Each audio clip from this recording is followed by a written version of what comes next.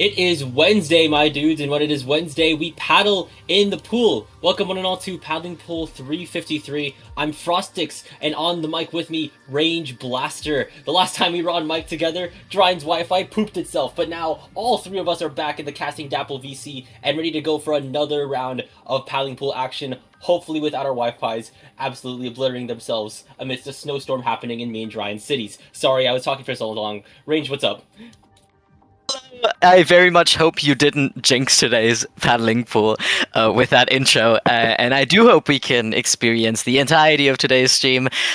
We have, as you can see already on the stream, Strikes Twice versus Cure Finale here in the first best of three of today's paddling pool.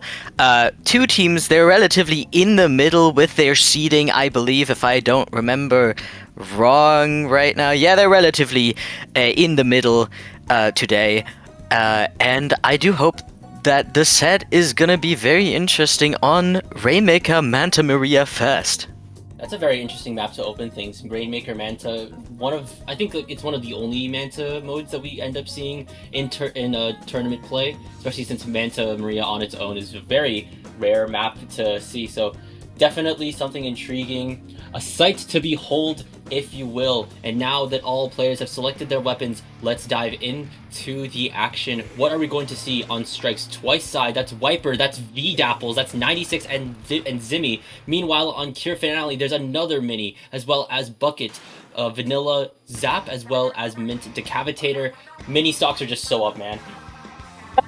I was gonna say some very interesting comps, especially from the side of Strikes Twice here. As he just said, 96 Viper and Dapples, not very much a combo that you see a lot, but definitely more acceptable on Manta Maria as it is a very short-range favored map. And we immediately see Sneaky here on the Dapple Dualies trying to maybe get a cooler going for the rest of their team so they can push up a little bit and be more aggressive, while Illusion here on the mini is trying to get the other mini gone, but they had a hammer ready and were able to sweep a little bit on the grates on top, and they can make the first push here over the right side that nobody's watching.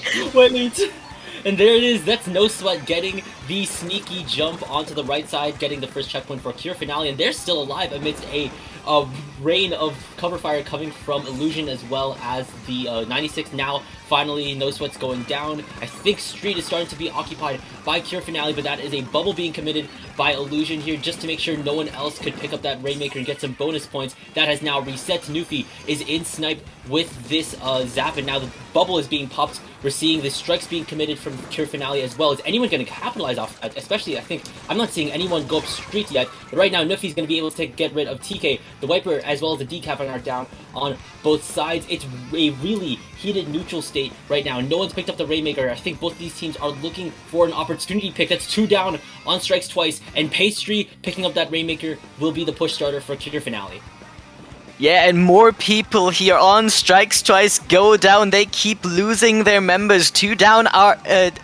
right now the bubble is being occupied as well, and they're going all the way to the finish line. Actually, the vac couldn't stop them. There was nobody to take advantage of that vac, and well, Cure Finale was just able to run through to the finish line and get the first knockout here. I will say, I think when I first saw Strikes Twice's comp here, they're running something really interesting to see here. It's the Vanilla 96 with Inkvac, but also their cooler choice is coming from the front line, which is from Sneaky's Vanilla Dapples here. They're running with something potentially really aggressive, the frontline combo of Dapples and Wipers, and Wiper can kind of capitalize off of each other and their shared aggression. And the Inkvac pick could be really, really useful for just breaking through bubbles here. But I think what you said earlier, Range, about how no one was able to capitalize off the vac, that's just kind of the gist with Inkvac. It's a special that your team needs to actively capitalize off of, because if say the 96 pops the vac and no one is kind of going comboing off of that with the slow that it has and with the attention that the vac kind of brings to the table here. I mean, I think we saw Sneaky trying to move up there. I'm not sure if they moved up fast enough, especially considering that they're a Dapple. They definitely could have closed the distance, maybe even gotten the Rainmaker, but I think past that point, they're past the point of no return, and that's Cure Finale getting the knockout on Manta Maria. Yeah, I think they also might have just focused on the wrong person. We saw in the replay, as you just mentioned, they were with the vac, but they tried to pick one of the Rainmaker's teammates. So they, I think, just focused on the wrong person, or just realized, okay, I am probably not going to be there quick enough, and I'm going to try to get another pick. Maybe another teammate of mine can get the Rainmaker instead, but well, we just saw that. Unfortunately, did not work. But it is not over for Strikes Twice yet, since we still have at least one more match to go. If they can get this one, which is Clamblitz on Barnacle and Dime, a Mhm. map mode that you tend to see a lot actually. Currently, I think it's a relatively popular map mode, and Mhm. if Strikes Twice is able to get that, we are gonna see tower control on Inkblood. Yeah, the next two maps in this set are a lot more commonly seen than Manta Ray Rainmaker, but now, once again, all players have selected their weapons. It's time to go into round two. This is match point for Cure Finale. If they are able to get the win, they don't need to see Inkblot. Meanwhile, on Strikes Twice, they are bringing out a completely new comp. They are bringing out a completely new comp. Meanwhile, on Cure Finale, they have introduced Winter Rapid into the fold. But looking at Strikes Twice, Illusion now going on to Headit, TK now on Stamper, the 96 earlier is now on Splash, and Sneaky is on Tetra. A completely new side to what Strikes Twice kind of brought in to the first game. Let's see what it has in store for us. Well, it is starting off really strong for Strikes Twice here. They get the readout. It is only the Rapid left that has to jump out now. And Strikes Twice gets control over the stack over there on Kyoto Finale's side. They have a big ready already, and they just need to hold and wait for their opportunity to get full in. And Sneaky is using the crab and the distraction that it gives to just get in and get the first big in, and Illusion is here trying to get more clams into the basket, unfortunately to do break before he can pick them up. Wait, hold on. There's still some clams over on the enemy snipe here, and Nufi's It the is only one only left the with the Rapid! wipeouts. Four Strikes Twice, and Strikes Twice are still in there. They're in there like swimmer. They need to start collecting clams into Illusion's back pocket. No specials online so far as the rest of Cure Finale are closing in. However, a soup has been built in mid, but Marceline is now bringing out some strikes of their own. This should be the sign for Cure Finale to break into mid here. Both Splatlings have gone down on both sides. I think Marceline's trying to get a hold onto Plat here. Already TK is going down, and the rest of Strikes Twice are starting to flee. They want to definitely hold their own Plats, that way at least they have a little bit of staying power in mid, and that they do. They're already chilling in mid, potentially trying to make things work. Pastry's going to be able to get rid of the Splash, or not the Splash, but the Tetra, unfortunately. I think Cure Finale is just slowly making their way up to the basket. Will they have the space or the numbers to do so? Pastry's just really in there trying to get this pick, and no, they won't. They went so far and unfortunately couldn't get the pick, and now Cure Finale has a lot more space to work around. Yeah, that hammer throw, just as Pastry was distracting the other members of Strikes Choice, was phenomenal actually. The strikes come out now though, and well, Cure Finale is obviously gonna try to get in with their big, but there's a sneaky Tetra from the other side trying to gets one pick. Unfortunately, doesn't get much more than that, and Cure Finale is still looking to get in. They still have the control over Strikes Twice's territory here, and just want to get their specials or just a little bit more opportunities to get in. Go. The strikes coming out again, and Pastry in there with the Oh! that was so close, but it is only the splash left from Strikes Twice, which means Cure Finale is able to extend that lead even further if they get the clams ready, but they don't have any clams, so they're gonna need to wait for Nuffy here to get back, and in that meantime, the entirety of Cure Finale goes down, but not without extending their lead very far into the 20s.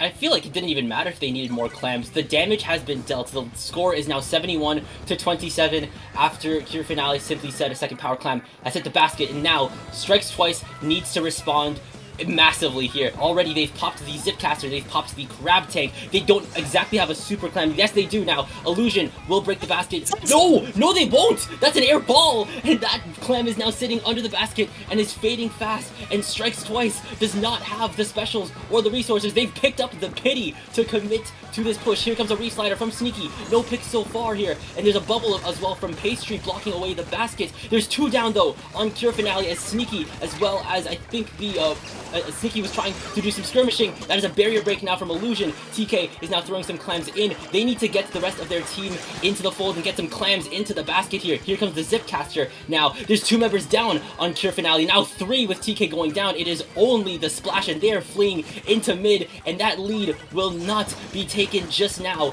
with 48 seconds left on the clock. At least they were able to get their score a little bit lower. They have, I believe, about 1 more chance left to get to Cure Finale's basket, and well, they are definitely looking to do that. They have a crab ready. The crab is being used now as well. Well, what is happening on the right side there? Pastry and their bucket just jumping to each other. That was very funny to watch, but we do see Strikes Twice getting back into the side of Cure Finale here, and of course Cure Finale is trying to just completely shut them out, and they're able to do it with Pastry getting in, and Marceline as well. The bucket and Decaf combo able to shut down Strikes Twice. Yeah, Bucket and Decav, a very deadly dynamic duo now. This overtime isn't even going to last long, as that power clamp has now faded away. There is no Inkblot tower control in sight, as that is a second win for Pure Finale, and they will be moving forward in winner's bracket. Strikes Twice, you've still got a second chance in losers, but it's just going to take a bit of a longer climb as you are now up against Clown Ensemble. Exactly, and I do want to maybe talk about the comp switch that Strikes Twice went through as well, because I mean, we saw them do a lot better this match. Obviously they still lost, but they did a lot better than in the first match. I do genuinely think they weren't prepared for Manta Maria and just went, okay, our weapons probably won't work as well on Manta Maria, let's try something different. Weapons that we can play and might work better than, you know, a Stamper or a Heavy Edit or Crab. And it kind of didn't work out for them. It worked out a little bit better in the second match, but they did let their guard down, especially when Cure Finale was pushing. They, I think, you know, we just saw the crab being popped a little bit in a panicked state from the Splash here. Unfortunately, that was not enough to get their to get a win, but you know, at least it went a little bit better. Yeah, I think Strikes Twice was definitely very explosive at the start of the match here. They switched the comp and decided to mean business. I think they definitely wanted to pull off big dual power climb pushes, things that Cure Finale did on their end here. But I think they're having a little bit of some shaky resource management here, maybe popping specials a little bit too early, maybe some members going down when they definitely shouldn't have, and I think that's Cure Finale going on some really good defensive runs. I think their weapon synergy, I think you mentioned that earlier with the Decapitator as well as the Bucket here. Those weapons, their indirects, not their indirects, but like their damage numbers, they can synchronize really well here. I think one charge slash from a Decapitator plus a slosh from a Bucket is enough to get a pick onto someone. So I think with both Pastry as well as I think their Bucket player kind of playing in tandem with each other, it can really be dastardly if they just have all the positioning that they need, and then coupled with the paint cover, the chip damage coming in from the Winter Rapid Pro, as well as the paint coming out from the Mini Splatling, it all kind of ties in together extremely well. So I think that's all. I gotta say about round one as we now go to winners brackets round two. Who are we watching? Who are we watching?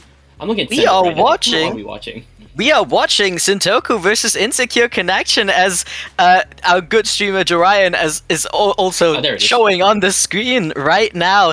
But I do think we're going to take a little break to just wait for the teams and wait a little bit to get them to choose their weapons, or I guess we don't Do we? almost don't need to actually. I am now looking at the others at the other stream that we're being showed with the Yeah. teams already being basically fully in the lobby except for one person. So I guess we're just gonna not take a break and continue. Yeah, we are just waiting on, I think, one person. Just one person left. I'm not sure if it's on Sentoku or Insecure Connection. Funnily ironic name considering the state of our stream roster today. But um, who knows? I can't really see the map pool, at least the overall set forecast at large. But we are opening on TC Mako Mart, which is there it is. There's the overall set forecast at large. We're gonna start off on TC Mako Mart, then go to Clam Blitz, Scorch Gorge, and finally capping things off, if need be, on Rainmaker, Undertow, Spillway. I think these three are very well played modes, and they provide a lot of good skill expression here. I think especially on maps like Mako as well as Undertow, if you ask me, because I have personal I still feel like I'm struggling with taking those maps, but I'm getting better at it. Yeah. Well, I mean, as you just said, they are all very played maps. I don't like Scorch Gorge personally, but you know, it is still a map that you play a lot, not only on Clam Blitz but also on Rainmaker, unfortunately. But yeah, I am just looking through the rosters here. I mean, I personally know Insecure Connection. They are a German mid to low level team. They do have CC on the roster from Cherry Wave, so that is going to probably help them a bit as well. I think I'm not entirely sure if he's their coach or just a friend, but he's playing with them today. And on the other side, we have Rio, Noam, Ips, and Ross. Also good players, so I am excited to see this match. Relatively good players that we're going to see. Yeah, I mean, I think I specifically more recognize IPS. I think on Sentoku, if I think I recognize them. Perhaps can't necessarily be sure. It's been a while since I've it's been a while since I've been casting. I think I'm getting myself back into the fold of things. So we are still waiting on one person. We State. We are still waiting on one more person, and I have a feeling it is. Yeah, it's from Sentoku because Yeah, everyone else on Insecure is here. Is here? Yeah, yes, it's probably here. Yes. Yep, everyone from Insecure can. Oh, they changed the name on Sendu. I just saw. So it, Okay. No, they had a different name. I don't know if you saw the name beforehand. I'm not gonna say it on stream. But they changed the name into Insecure. Their full name is usually Insecure Connection, as we see on the stream. Okay. Not anymore, but you know what I mean. We'll just call them Insecure from now on. But yeah, they are all in the lobby. We're just waiting. I'm not entirely sure who from Sentoku, but between well, let's see, Rio, IPS, and I think I take it that's Burton State. We're probably rating on either Gnome or Ross.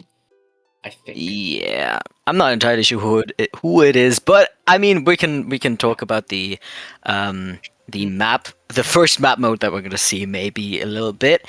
What I do know, what I can say from Insecure Connection is that they're most likely gonna run an Octobrush, because N is mainly an Octobrush player. He can flex, but for the most part, if he can, he'll play Octobrush, which is good on this map. Octobrush can do its fair share of things under the ledges.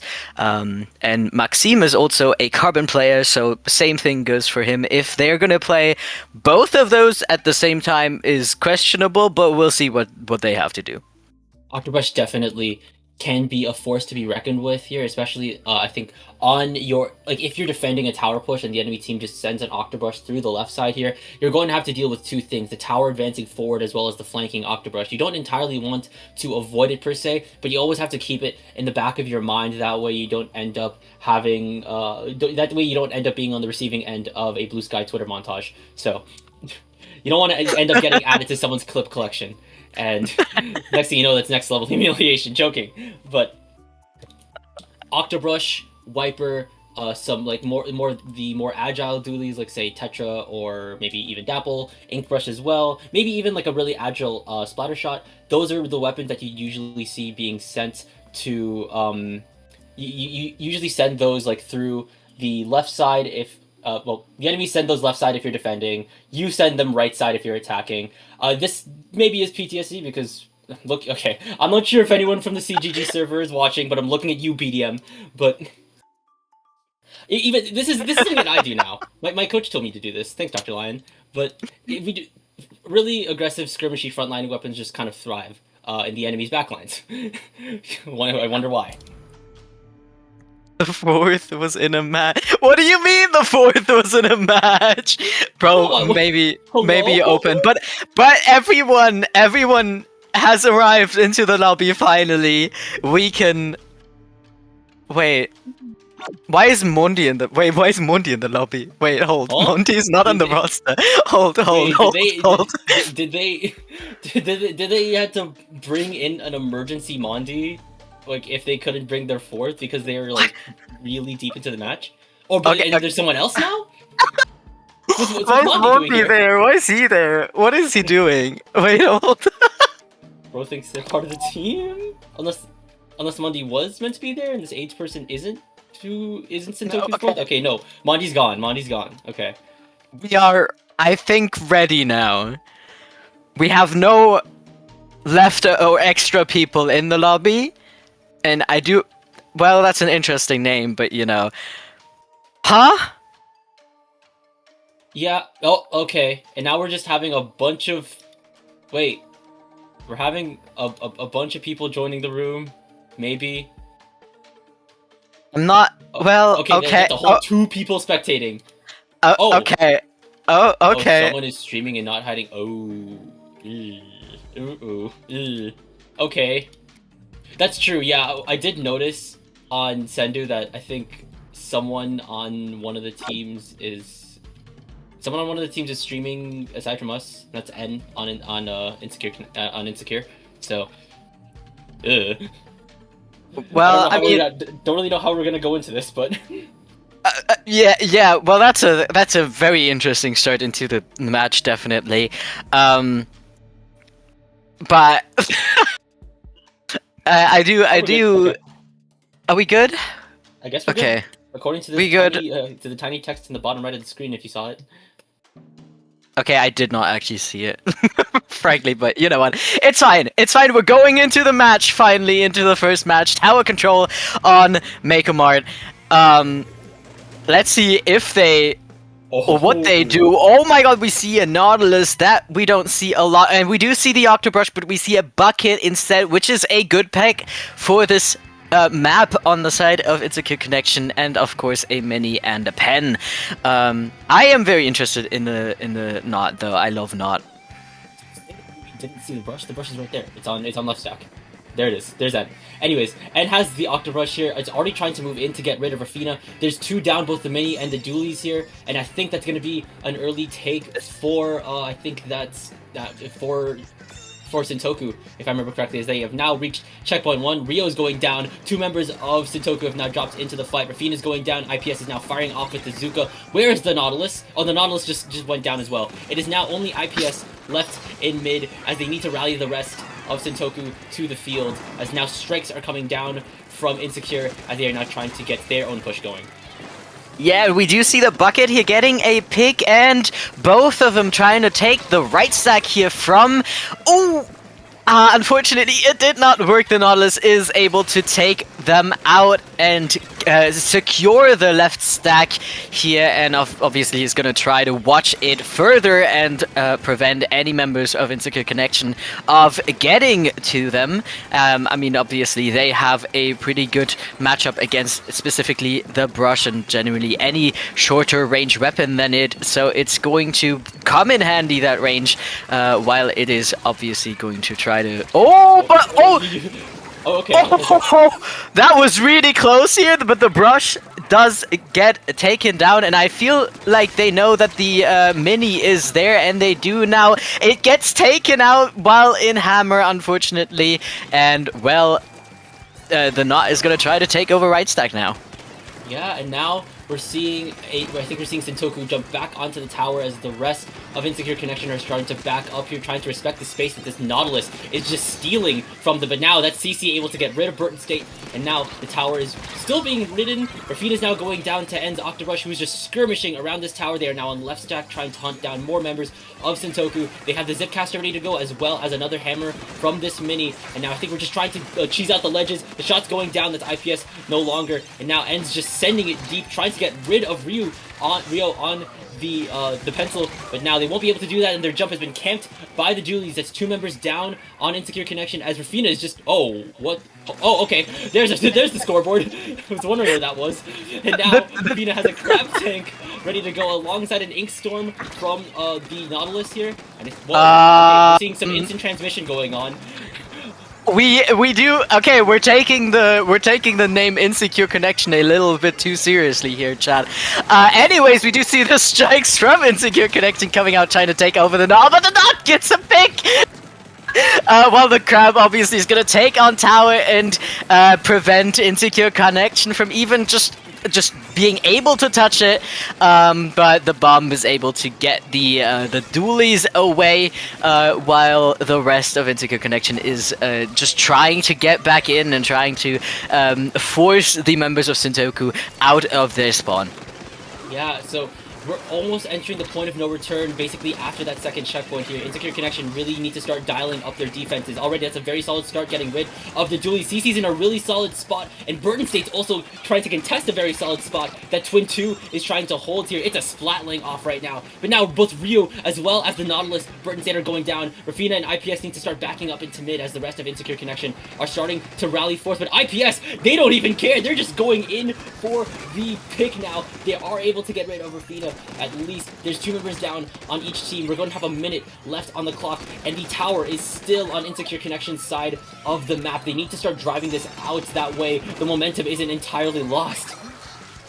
No, it isn't entirely lost yet. They were able to recover, well, at least somewhat recover from a genuinely detrimental situation. But we do see the Doolies here trying to take right stack with their Crab. The Crab is out, just delaying Insecure Connection's push into mid even further, where well, and they're just constantly being pushed back by either a Crab, by a Nautilus, or by a Zuka. And well, Sentoku is at it again. They are pushing the tower again, and they are looking to maybe cross the finish line this time again, but they, well, no, never mind. It's only the Octobrush left now, which is...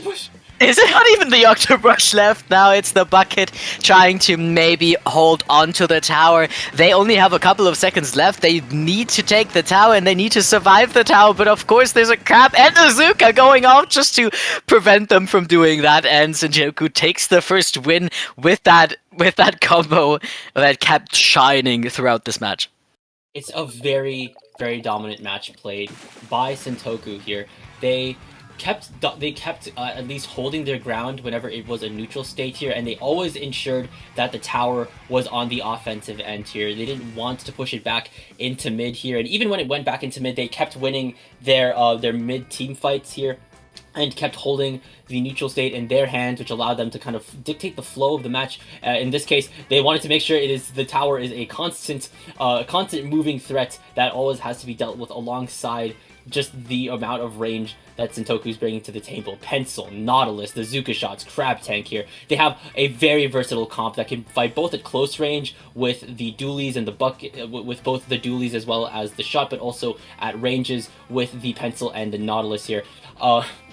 Man, I love Nautilus. One of my teammates is a Nautilus player that it is just crazy with it. The Inkstorm special can help a lot with team fights here, just providing some chip damage, even some healing. We can't even talk about anything else. We're going into Clamblade Scorch. What the hell? I've never seen a team just genuinely went yes, or two teams genuinely went yes. Okay, let's just immediately play the second match. But I mean, we are doing so. We weren't even able to talk about the map that much, but we are on Clan Blitz Gorge Gorge, as you can see. And well, I do feel. I mean, the comps haven't changed. They both teams have stayed with the exact same comps. So we're still gonna see a lot of Zuka and a lot. Well. Crab not yet. The dually has been taken down by a stamp throw here, and we do. The mini tried to go over the left side, over the grates, to maybe come from behind, but the Nautilus was able to see it, to spot them, and take them out. While the Zuka takes out the rest, it's only CC and the bucket left, but the bucket has to jump out. Does survive, and N is on. What? Okay. Takes out the Nautilus. That's a good trade, I think. I mean, this entire like opening of the match is kind of being filled by a lot of risky plays, and some of them playing out, some of them not entirely here. I think like trades are obviously a good thing to pull off, but at least you need to make sure that you at least have a numbers advantage going in. Already, the pencil's going down to a Zuka shot, and I think Sentoku is trying to get the ball rolling. There is a crab tank ready to pop here, maybe another special. Right now, though, Insecure has two specials. I think the zip has already been committed. Same thing with an ultra stamp here. Immediately shredding the crab armor, getting rid of the dualies. Potentially a second? No, not just yet, as Twin 2 is still trying to hold the space. And IPS, as well as I think the Nautilus, are actually starting to move forward. But no, that power clamp holder is going down to Twin 2, who is at least holding down the line. Wait, that power clamp has just been picked up and is now hitting the basket, and now more clamps will make... yeah, okay, there's the follow-up here. The lead is being pushed to 71 right now. It's not necessarily a bad start here, but you ideally want to go to the 60 threshold. There it is, 68. That's a relatively solid lead that Sentoku is setting up right now. We do see how aggressive the Pen positioned here while they were pushing. They did have to jump out though, but they got a lot of momentum out of their positionings here. And well, two people of Sentoku go down here as well. I mean, two people of Insecure Connection also go down. So it is a 2v2 trying to fight through mid. Unfortunately, the bucket was a little bit too excited for their push and went a little bit too far into Sentoku's side of the map, which gives them back a numbers advantage. And while the dualies is immediately back in mid, while Insecure Connection is trying to go over the left side here, unfortunately does get taken out here, 2 down again, and well, IPS is going to try to find even more picks, and well, they're able to. Yeah, I think we're already starting to see Sentoku starting to move up, but IPS going down. Rafina popping potentially a panic crab, but that doesn't matter. They are able to trade out Twin 1, but there is 2 down on Sentoku. They need to hold this space while the rest of the team is starting to jump in. IPS is now in the scene. The pencil is gone. The dualies trying to, oh, not the dualies, the Nautilus trying to move in. The dualies following in after them, able to trade out the Octobrush, and now I think both of the twins are starting to at least look past the ledge here, trying to potentially get rid of the pencil. The crab, once again, popped really close range, and that's the brush and crab trading themselves out here. I think Sentoku has a lot of space in mid, which is definitely what they want to be holding, especially since their lead could potentially be taken if Insecure could get a push going, but they can't really get a push going if they're being held in their spawn like this. But does N have anything to say about it? They are able to get rid of the Nautilus in a trade, but here comes some strikes potentially neutralized. Rafina's on the flank. They are able to get rid of Twin 1. Twin 2 is able to take out the dualies, but that's a power clam now being sent by IPS. And there's the follow-up now from Rio, pushing the lead to 43. Exactly, and well, the members of Sentoku had their cooler ready, so they are immediately back and can push even further if they can get the twins out of, out of the game, and they are definitely able to. Unfortunately, the basket does close up, but Sentoku is left with a lot of map control and another big clam ready to be used, and the pencil on the left side getting out N here, and the next big clam is being scored as we speak. Oh, while the burst bombs are flying and get out IPS, it's only 2 members of Sentoku left, but they are able to take out the rest of Insecure Connection and secure the basket even further. We are down to the 10s. We are almost done with the match if they can get into the basket, but I think the push has been stopped pretty much fully this time by Insecure Connection. We are remaining at 6. at the score of 6, which is insane, and Insecure Connection is gonna have to do a lot to get that if they can even get it back. Yeah, this needs to work into overtime. They practically need to get a knockout, and with 2 members down on Insecure Connection and Azuka being popped by IPX, which is going to get taken down by Twin One, who is advancing ever so closer to Rio. No, they go down to the Snipe Rider, and there is a lot of space that is predominantly orange. They need to make this work. Oh, we're already halfway through overtime. Where's their power clam? It's in their spawn. Their pity clam. CC needs to build a soup and fast. Okay, they're jumping the pity. No, they don't have the time. They don't have the time range. And they almost ran the basket too, but yeah, the time just kind of screwed them over a little bit in this match. But well, it was still a very dominant match, as the first one also played out. Sentoku winning here with a 2-0, knockout and then almost knockout. Well, yeah, it was practically a knockout. They pushed it all the way to 6. And I will say though, I think Insecure Connections had a little bit more to show here. I think they had a lot of good moments in mid here, especially since they were constantly on the defense here. They had to make work with their space and making work of potentially off angles. I think the stuff that I think the dualies as well, not the dually, the bucket as well as the brush were making good advantage of, especially with like what they can do with their AoE on their weapons, the brush and octobrush speaking. But I think once again Sentoku just played this very, very impressively here. They dictated the flow of the match, constantly ensuring that they were on the offense here and putting just more so pressure as they just kept scoring, as they kept taking space, taking picks, just having a very comfortable match in my opinion. They were relatively comfortable this match around, and when you're comfortable like this, you're able to push the lead really. See, I noticed that earlier. We're seeing more instant transmission from their dualies, I think. I mean, yeah, you said it perfectly. They Insecure Connection were in a defense state basically the entire match. They couldn't get in. I do feel like they were a little bit uncoordinated. We saw the bucket do a lot of solo plays that ended up not working for them, and the brush as well. So I do feel like they were a little bit like disconnected on the map. That's the word. If they could have, they used their off angles relatively. What? We are really quick, actually. Yeah. Oh my god. Okay. Yeah, never mind. Actually, we're gonna move on to winners bracket round 3. I mean, amidst 2 back-to-back 2-0s, I mean, only comes natural that we're on round 3, and an interesting couple of teams that we are seeing. We're seeing Blank Z. Why are we that zoomed into Barnacle and Dime? Is that on me? Oh, that's on me. That's a weird feature on Discord. I can zoom in on stream now. That's really weird. Anyways, we are seeing Blank Z. You probably already know them. They've been very consistent in showing up to weeklies all across the board on different orgs. And we've got Paddling Pool. A pickup named after the tournament. That is, I believe, a couple of French high-level players. So we have the French versus the Germans in this set. I mean, yeah, you got T, Albo, S-Lord, and Leaf. That's a team to be reckoned with in Paddling Pool. That's gonna be so weird saying that. It's meta. It's meta. It's like, shoot, it's like Paddling Pool. It's like, wait, that's the tournament name. That's also the pickup's name. But also, you already know Paddling in the pool. Okay, we don't need to. I don't know if we need to change their name unnecessarily. But Blank Z, of course, consisting of Pyro, Devil, Golde, and Yushi Forever, and can't wait to see them on stream once again. I don't think I've casted them in a while.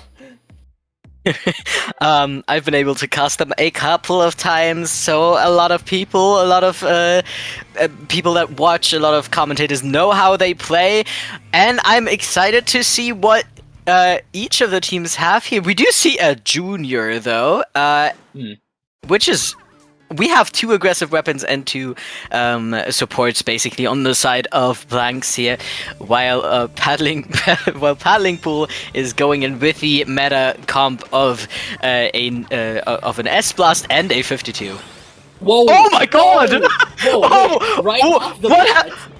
right off the bat, we see Devil getting rid of 2 in their own bubble, and I think the rest of Paddling Pool going down in the backline. But look at Lad, AO getting rid of Halnum. Devil said that's another wipeout within the first 30 seconds of this match range.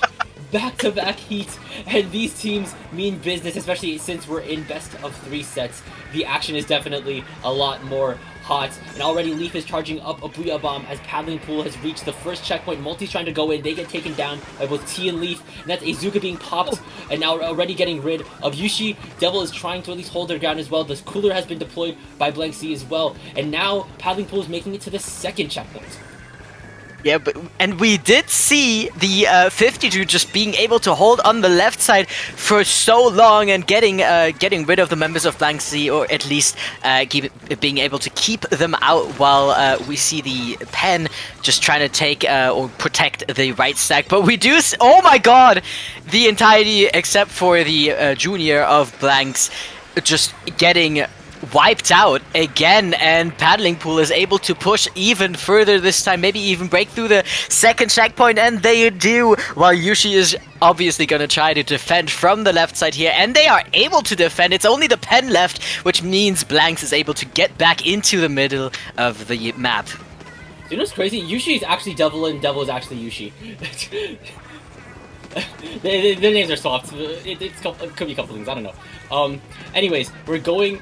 The tower's now back at mid. There's 2 members down on Blank Z. That's a cooler being deployed by Paddling Pool. And now T is going to be riding the tower here. Already, Multi as well. I think the slider's being popped. 2 members down, now 3 on Paddling Pool. It is only the S-Blast who's able to get rid of the Junior now. But there's a bubble on the tower. It's going to be very difficult to get on that tower if you are Paddling Pool. Here comes the Whale coming out from the Junior already. That's the Tetris going down. A Booyah Bomb is being charged by the S-Blast onto the fridge area. And I think this 52 is in a very tight pickle, but could they contest the headed? Not necessarily so far, but Paddling Pool is already, I think, back in the driver's seat, not necessarily making it to the first checkpoint, but at least keeping up the momentum in their favor.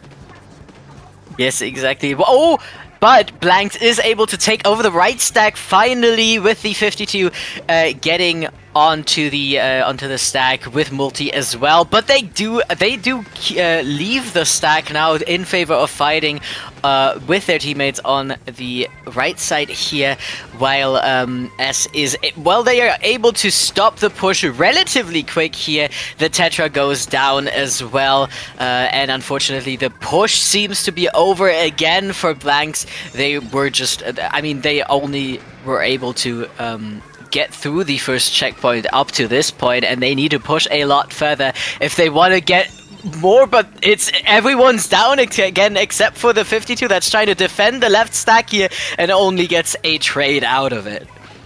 Now, once again, Paddling Pool is in the driver's seat. They've already made it past the first checkpoint area here. Leaf is trying to at least ledge out. I think the Tetra is over here. Multi is oh no! I think S was sending it deep, getting rid of 2 members of Blank Z. Multi is once again in a pickle. You need to use your mobility, as it's the key way of dealing with all these threats coming from all different angles. No, you're going down. The 52 is at least able to salvage things, getting rid of 2 members.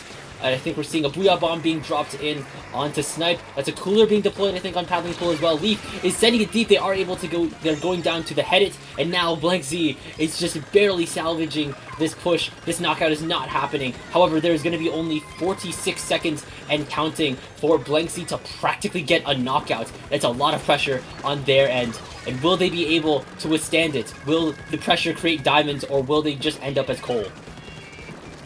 But that is beautifully said. But I mean, we do see the members of Paddling Pool just ganging up on the rest of Blanks, just double teaming every single one of their members. But it's only the 52 left, and it's time for Blanks to maybe finally get a push going. There's a 52 1v1, and the 52 of Paddling Pool wins this time.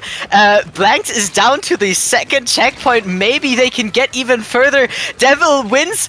Well, Devil Simp wins the fight here. It is only a couple of points left. It's only the 52 left on. Oh my god! And they get the lead. Oh, it is. What can I say? Pressure makes diamonds, and shining like a diamond is Blank Z triumphing over Paddling Pool. in a extremely heated game one. Amazing way to start round three. Wow. Yeah, they got one push in, and it was the push that won them the game. I mean, it was very dominant for Paddling Pool the entire match, but Blanks just locked in last second and went, no, okay, no, we're taking this, and well, they did. And we'll see if they can take that momentum they had in the last push that they got into Clan Blaze, Barnacle and Dime, which is going to be the next map mode that we're going to be seeing. Yeah, I think like after getting that really decisive win, you gotta make sure that you're riding that momentum. You don't want to burn out and crash just yet here. As we're going into, you said Barnacle Clams? Yeah, that's Barnacle. We're seeing this again. Who would have thunk? So we've already seen Barnacle this and Clams. match. We've already seen this map mode earlier, and I think that was round one. Now considering that we're seeing these two teams with I think a little bit more straightforward meta comps in their hands, what in terms of what we can expect, I don't entirely have a clue, but considering how dominant and like how not momentum heavy, or how Paddling Pool was consistently keeping up their momentum throughout the entirety of the Mako Mart match. I think if they can just they're a lot like they're a lot like the team we saw last with IPS. They're going to be a lot like Sentoku here, just trying to at least get an early start and just have a lot of momentum and pressure banking on the enemy team here. But Blank Sea are just able, as long as they can just cinch out their fights, get those picks that they need, and get that clutch up, and even just like if they can send some early from Paddling Pool, because we saw in the opening of Mako Mart, it was a back-to-back wipeout. So I think if Blanksy can just steal that momentum a little bit faster and just steal it before Paddling Pool can start riding on it, that way they could have a little bit more of a dominant match. Ignore that match point here. It's best of 5. We still at least have a couple more matches ahead of us. Yup, it is a best of 5. Mistakes happen, and Paddling Pool might just brush off the last match as a small little mishap that they did at the last in the last second. It cost them the game, but again, and we see Multi the Tetra immediately going in with the 52. Both of them going down though, giving Paddling Pool a very early just rush in while the 52, I say. The junior goes down as well in their own bubble. It is only a couple of members left from Blanks. They are coming back quickly, though. They are going down just as quickly as well. It is only the 52 left here, trying to fight the shot, and they manage to get a pick. Unfortunately, go down as well, and Paddling Pool is able to keep the stack. And one is gonna need to pick up the big clam and score finally. Well, what are we doing? What? We're floundering. We're a little bit floundering right now. And what are we doing? this could have just been an extremely unfortunate flounder of a very big fumble from Paddling Pool. That was 2 power clams potentially ready to go, but now that they have faded, Blanksy has mid. At least they don't have their 52 right now, as well as their Tetra, but as long as they can at least hold their stack, mid won't entirely be swamped in blue, but it's being painted heavily in blue right now as we're back into a neutral state. And whoa, where is this headed going? Where is this headed going? Do you see this? They're collecting clams in their backline. Good thing Leaf noticed it. And whoa, I think they tried to do something definitely massive. I think they tried to, I'm not sure if Hamna was trying to grab some clams in Paddling Pool's basket, but that may come to bite them in the back as, is that a nod? Was that a nod from John? That was a nod in the spec cam. But right now, Paddling Pool, so much space in mid. They have wait! From behind? Oh, not from behind. Not from behind. Not just now. You can't be doing this to me, Blank Z. You can't be doing this right now. Oh my god. Yeah, we do see average Tetra gameplay, but not only from the Tetra, from the entire team apparently. The entirety of Blanks have Tetra mentality, as we're seeing in this match. And I mean, it's not come to bite them yet, but maybe it's only the shot left though. It might not give them a big push here as the shot goes down as well, and Blanks is able to take over their stack once again and maybe get back into mid if they can maybe You know, I mean, if they keep being aggressive like that, it will eventually work. I mean, that's I guess what happened last match, right? So we'll see if they can take that back again. Yeah, and Oh, already we already saw Multi trying to move in. Both Yushi and Devil are moving in tandem, but they both go down even in a bubble. And oh no, wait. Okay, Havna is at least able to get that power climb in. Unfortunately, Devil is not going to be able to get the follow-up and take the lead. And if anything, this is going to put more clams in Paddling Pool's pocket, because now there is a pity waiting for at spawn, and the space is still very, very blue. It is the ocean right now. Already the junior, and now there's 2 members down on both teams. It's an all-out skirmish on Plaid. We're seeing Devil now going down to AO, and now I think Paddling Pool is starting to get things going. They have 2 power clams ready to go, an S-Blast to take space, and T, while they may go down, they are going to get the first clam, and no! That second power clam is, wait! There it is, from Leaf! A second power clam has hit the basket, pushing Paddling Pool's lead to 40. Is that a third? Is that a third? No, T. And there it is! it's a third! A third It is power a clam has hit the third! basket. And it's only the Petra! And it is down! Is that a wipeout? Are they getting more jumps in? Do they have the clamps for another follow-up? Will it? No! The basket's closing. Oh. Okay, that was...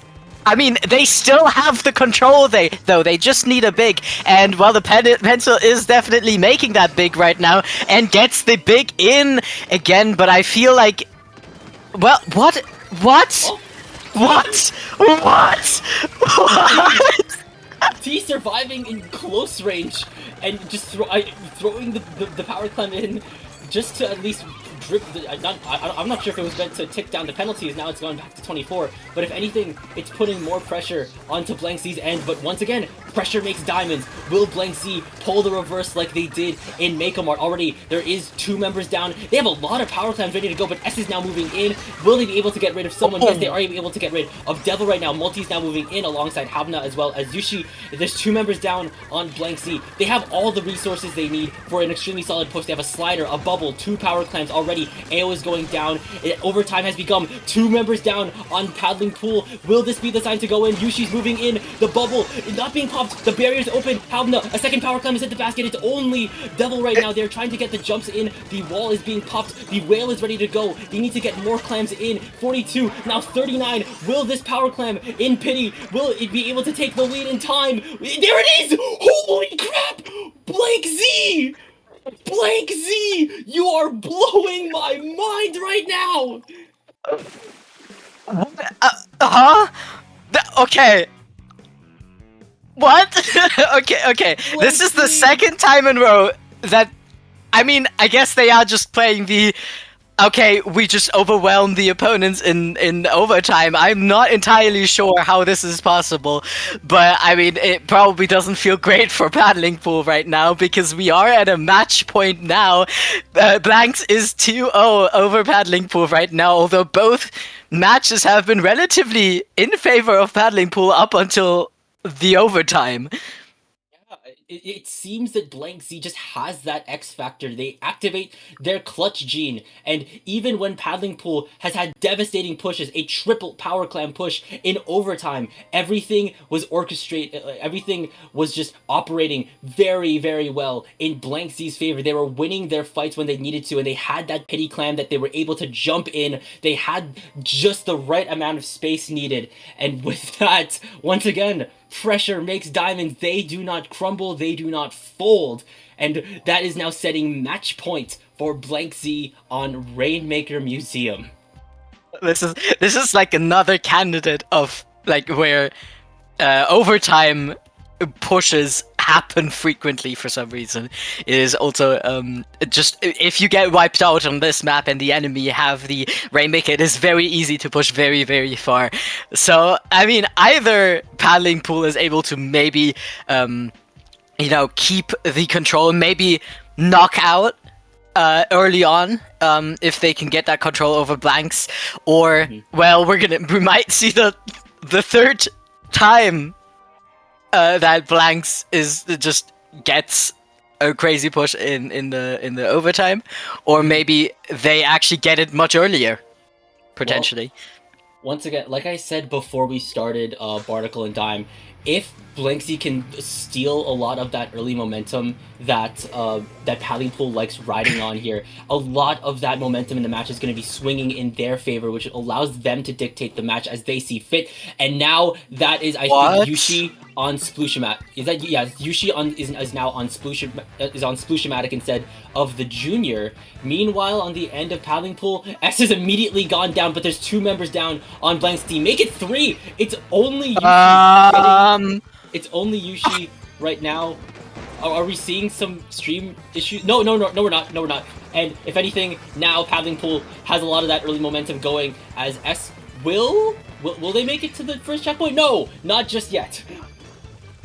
There's a lot of things happening, and the Sploosh is just doing Sploosh things, and that is a wipeout for Blanks here, and they're able to take the Rainmaker back immediately, and they're going to probably look to get that checkpoint just out of the question, and they are not able to, as well, Yushi is trying to get the Rainmaker on the Rainmaker pedestal. There's another wipeout here, and Paddling Pool is obviously going to try to pick the Rainmaker and maybe get the checkpoint themselves this time, while the rest of their mates are just in front protecting that Rainmaker checkpoint. But we do see the Tetra trying to run for it, basically, while well, now the Sploosh is running for it and gets the pick on the Rainmaker again.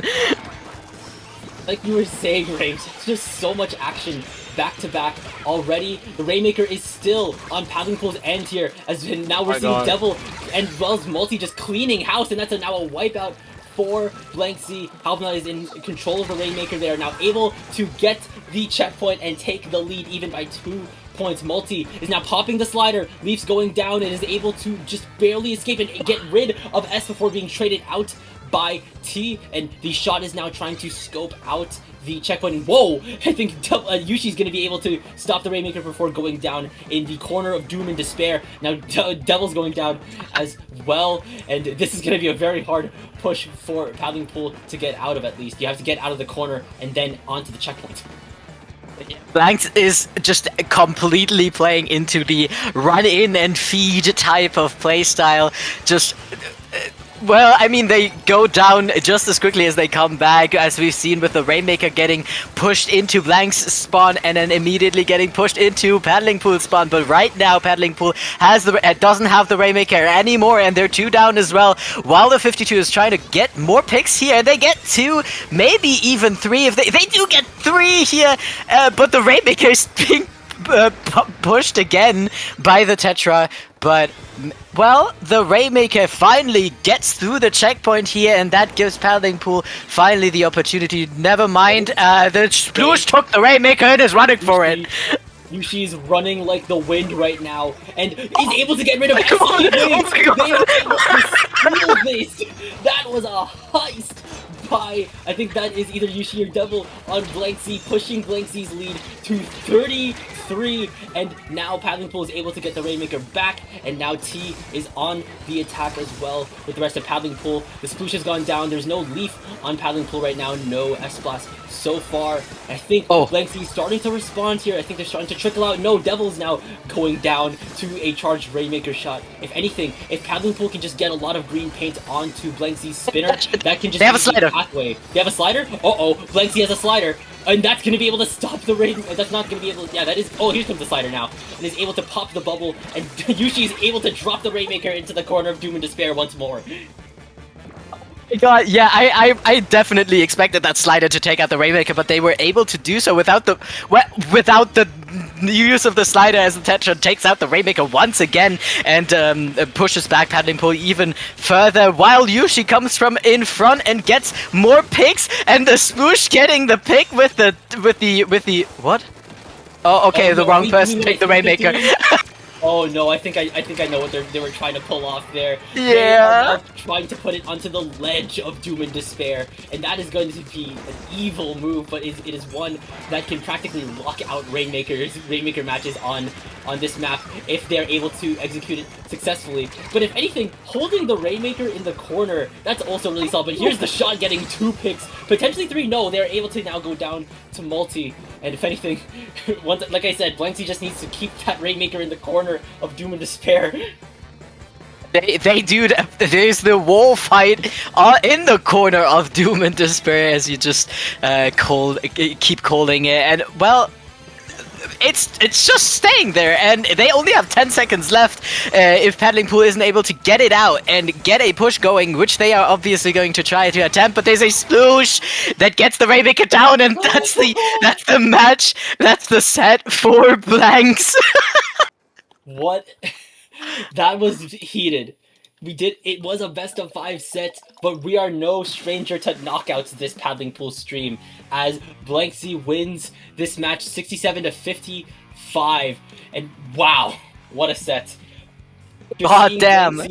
Seeing Blank Z take the clutch twice in a row, and then managing to get this very impressive win on Rainmaker. There is no need for the other two maps in this set list. We can't even see them anymore. That's Blank Z winning 3-0 against Paddling Pool, being sent down to loser's bracket now to go up against whoever wins between Distinct and 3 Slosh, 1 Gatling, do not interact supports. Damn, that's one hell of a name. That was definitely one of the most interesting sets I've commentated ever, I would say. Just everything happened so quickly. There were I think Jorian also showed or like counted. There were 6 wipeouts in that game, which it sounds like little because it felt like so many in this game. There was so much happening. The Rainmaker kept going back and forth between the teams. Blanks just or the sploosh from Blanks just taking the Rainmaker and running for it and getting a 30 push pretty much cemented that game for them. After that point, as you said, they just put it in that corner and just kept it there. I mean, they have the weapons that between between Sploosh and oh yeah, that's where Yushi just got the steal. They were able to get rid of the Gal with a uncharged Rainmaker shot, and they just managed to push their lead to 33. And they didn't even need to push back any further. I think that's when they started. That's when they started eyeing the corner, eyeing the stall out ledge, and just kept it there. And they played defense with these more offensive heavy weapons, Tetra as well as Sploosh. But those are the weapons that can just kind of go in. They can maybe get a pick, at least get a trade, go down, and I didn't actually see what their gear builds were, but usually maybe those also run a fair bit of like QR, maybe some comeback, so they get to come in fast even without cooler. And then they're just able to just keep coming in, coming back for more. The pressure never ends, man. And pressure makes diamonds, and the diamonds are Blank Z. They're moving on to winners bracket semis. Yep, and we're gonna need to wait for them though. Both the first set and the second set of winners bracket semis are not ready yet. We see Sentoku versus something. Okay. Battling it out still in winners bracket round 3, and we'll see which one of these teams we'll see next going against H. It feels like we're meant to pronounce this name like a breath, like an exhale. I don't know if my mic picked that one up, but I think I heard that actually. I think I heard that. Oh god damn it. I love the team names this paddling pool, but I do think we're gonna take a very small break and wait for that set to conclude and then get everybody in the lobby. So we'll say see you in a couple of minutes.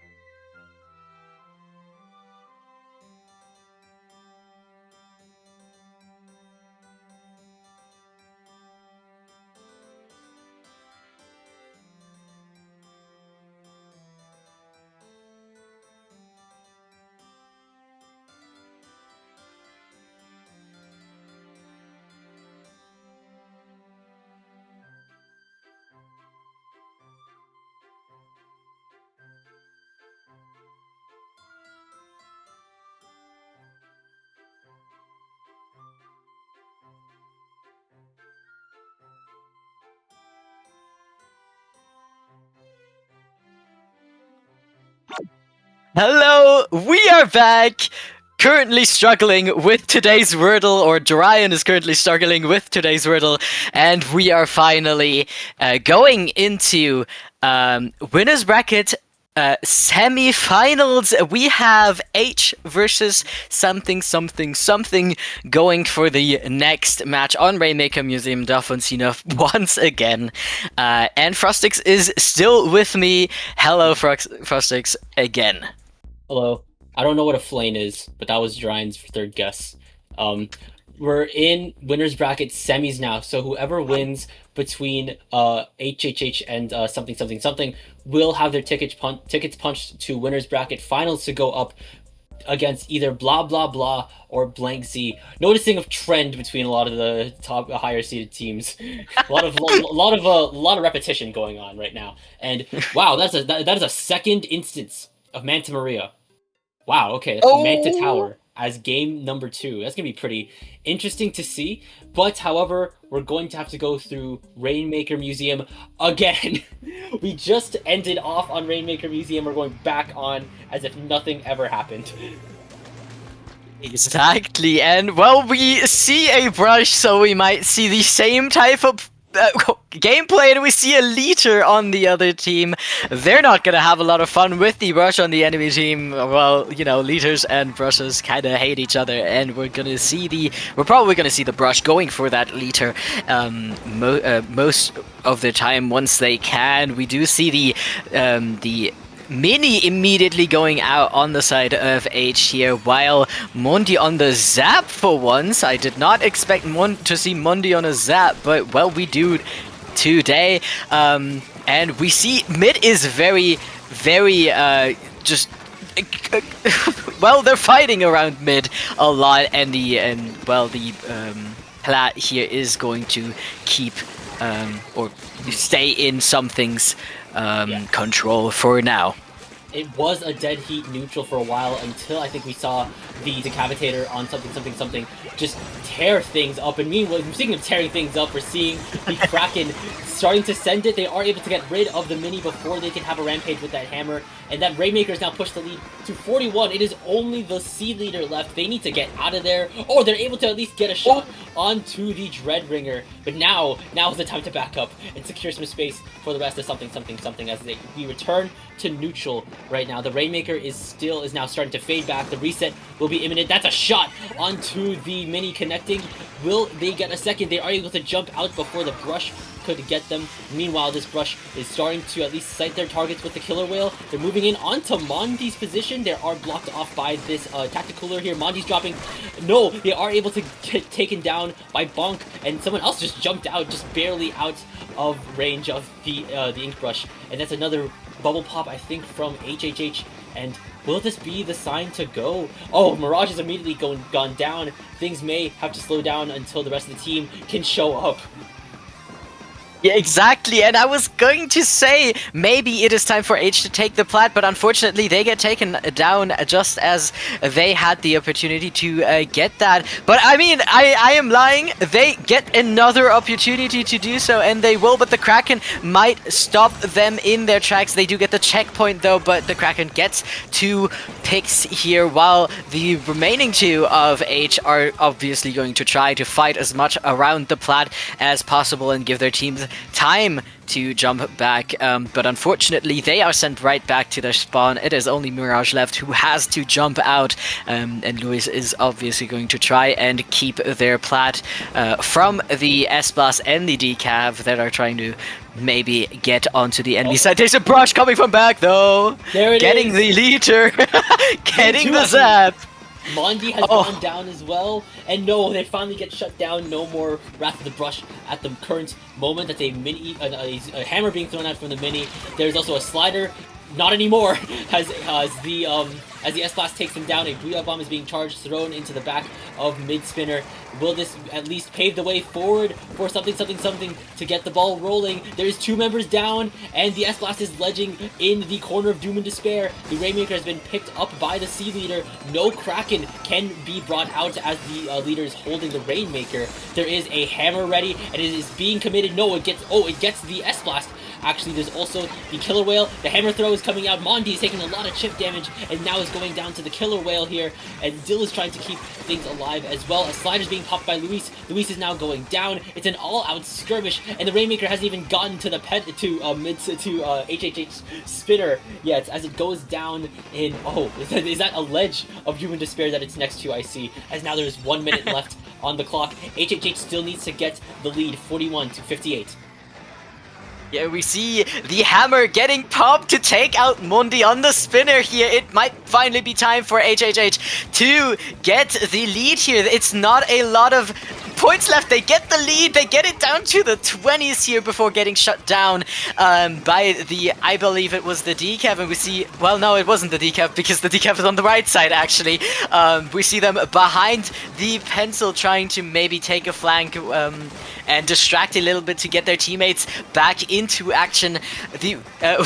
I'm not entirely sure what weapon that is right now. I think, yeah, it is the S-Blast getting the left side of the mid, while the leader is obviously going to take the rest of the middle. They have a Kraken ready, so if all fails, they can still back out with their special or use it to get in, which they might do. It's only a couple of seconds left. Wait, they could get it. The Kraken is still up. Overtime has begun. All 4 members of both teams are on HHH Spinner. There is no special. Actually, there is a hammer that can be deployed by the Mini. The S-Blast just needs to get the Rainmaker a little bit closer to the final checkpoint. There's a slider. You said that there was a guy behind range? No, that brush is now gone down. There's 2 members down on HHH. You need to move, Aid. The bubble. The slider's been deployed. That's a fake out. The hammer's gone too. It's only the brush. It needs to go for the intercept. A bomb! A bomb? Was that a bomb that stopped the Rainmaker? The bomb killed it. That was such a well-placed bomb from the brush, who was the only one up at that moment. But God, it saved the game. A bomb. A a conveniently placed bomb. I don't even know what from what weapon that belongs to, but in the nick of time, it stops the Rainmaker from getting ever so closer to the lead, and I feel like that was just if the bomb wasn't there, I just feel like that would have been a completely different story in another universe. Both the specials that could have been used have like were already popped, the slider and the hammer here. There was like three members, like two members, three members, maybe even four members down at some points here, but that bomb was just right there when HHHHH needed it. So that's game one going to them. You just you love to see it or you hate to see it.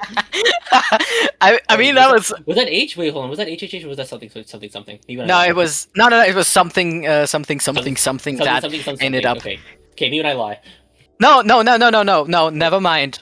I lied. It's HHH. They were able to keep the lead. I lied. Who took the no? Wait, what? What was that? Huh. Okay, okay, now I'm confused. Never mind. It is apparently something. Oh, I guess we're going into game two now. We are going into game two. I mean, we're going into game two now. We have. Wait, are we? Are we? The stream still shows the map select. Oh, they are in Rainmaker again. Oh, they forgot to change the mode. It's a tower control on Manta, and right, they kept it on Rainmaker. So we are not going into game two yet. We're going into game two any minute now. Once they get the mode switched out. It shouldn't take too long, especially since you can't change weapons after stuff like this happens. Come on, maybe, who knows? Otherwise, before all of the players immediately ready up in a flash, we also have Clam Blitz Ramen? Clam Blitz Ramen, okay. Okay, yeah, okay. So after Mako Mart Tower, we're doing Clam Blitz Robo Ramen, but also Zones Mako and Undertow Rainmaker. It's a Rainmaker sandwich today. It is a Rainmaker sandwich. It's Clam Blitz Robo Roman is definitely not a map mode that you see a lot. I've seen it played a bit in the German scene a couple of times, but still, it's always a pleasure or non-pleasure, depending on who you ask, to see it be played or commentated on a tournament set list.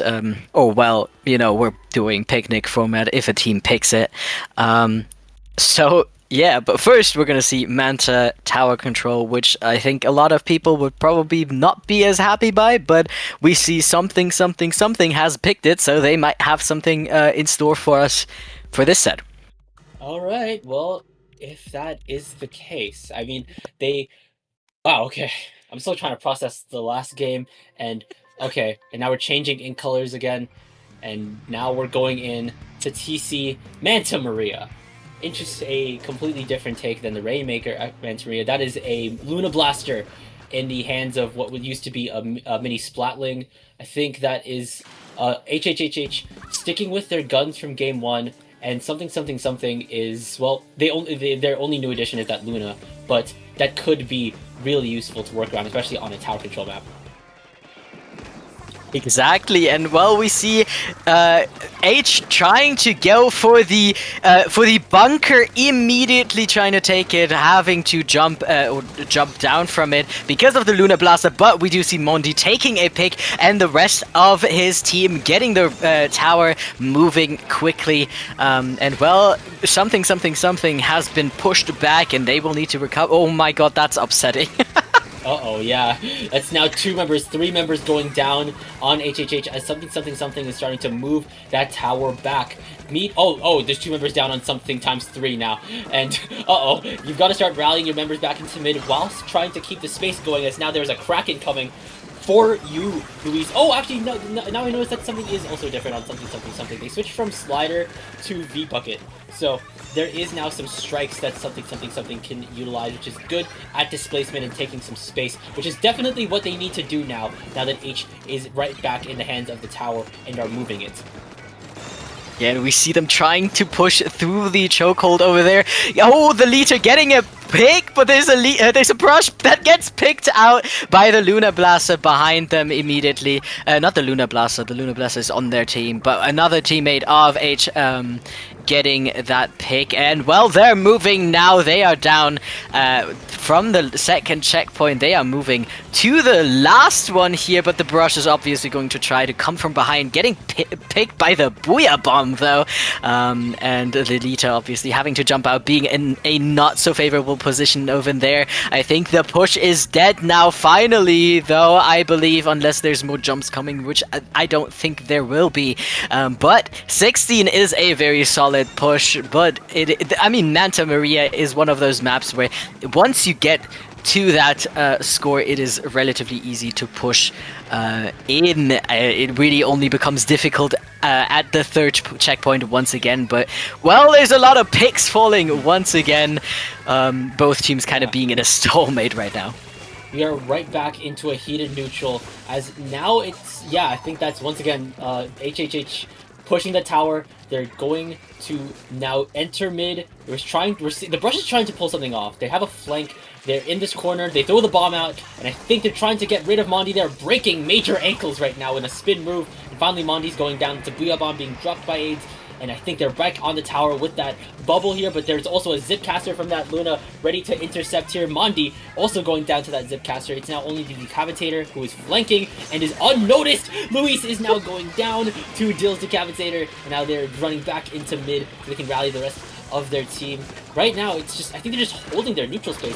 I think HHH knows that they've entered the point of no return. They are in a really, really comfortable spot, and really, what's it called? Something needs to start applying a lot more pressure. They need to practically get a knockout if they want to take this game. There's 2 minutes left on the clock. The Kraken is being sent out. The Mirage has gone down all the way in the backline. The Luna's gone down. Mondi's gone down. The leader's gone down. They need to get something going. They need to get something going, man. Yeah, but it is not looking too good. They are just now getting into mid. Mondi gets taken out once again, though. The strikes are coming out, getting a pick on the decav. The blaster is down now as well, and something might be able to get something going. Finally, as the leader is obviously going to try to look for any picks they can get out of the right side here, because, I mean, it is a chokehold. They will need to push through that area, so the leader can patrol that very well from the angle that they have set up right now. With the bubble as well, very good positioning, just forcing the members of something to get something going out of it. But there is a Brush behind them, I just saw as well, being on the leader's tail. There's 2 people down now on the side of HHH again, and, well, something is going to have to commit to that push finally. Yeah, so 20 seconds left on the clock. It is only Luis left, and something's chances are looking slim. Whoa, AIDS is really deep in. They are able to get a direct onto Bonk, and as well as the Luna, and I think that could just be all that HHH needs, as they need to make it work in overtime. And there is no overtime if you don't step on that tower. So that's now game 2 going to HHH. And we will be seeing game 4. Oh, definitely we will be seeing game 4. But before that, we are going to see Clan Blitz on Robo Roman. As we have said before, not a very common map mode to play, to see. Which makes this so much more interesting. HHH had picked this map mode, so they probably know what they're doing somewhat, or have at least prepared themselves for it. If something can pull out with something interesting to counter on this mode, we'll see in a couple of seconds. Yeah, I mean, it really is, like, I feel very contemplative right now because it's Robo Ramen, but not on zones. It's Robo Ramen clams, and, well, I think it kind of falls into a similar vein to how maybe Umami works here, but with the mid that's there, but you just need to get past elbow and then then you get into the basket, then you have to do your holding shenanigans, make sure that they can stay within their own spawn, and then it does play very similar to a lot of, I guess, other Tetris piece-shaped Clan Blitz maps, perhaps. That could just be the case. I think what might be difficult on this map is that the baskets are very far from mid. Right, they're like right in the spawn if you remember the layout, and you do have to push through a chokehold. But there is a flank from the right side that you can take, and especially I believe the brush might take. If they are willing to, on the right side over there in the low ground, if you were able to see that from above. But we Oh, do see a 96 this time around instead of...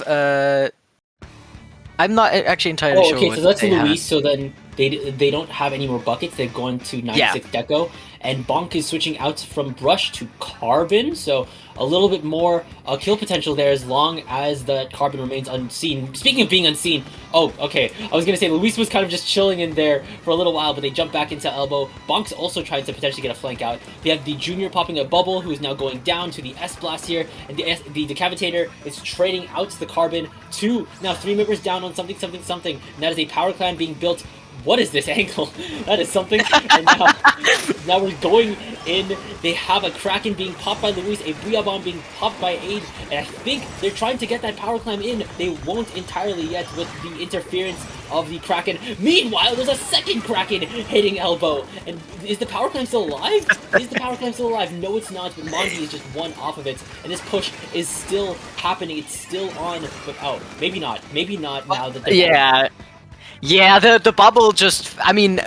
One, they were 2 down, and the bubble just killed that push entirely, forcing HHH out of this spawn and into their own side of the map. But meanwhile, something is obviously going to get maybe a clam themselves and a little bit more control, especially over the right side here, where the decav is now sharking and maybe look... Oh, well, they went back into mid. There's a...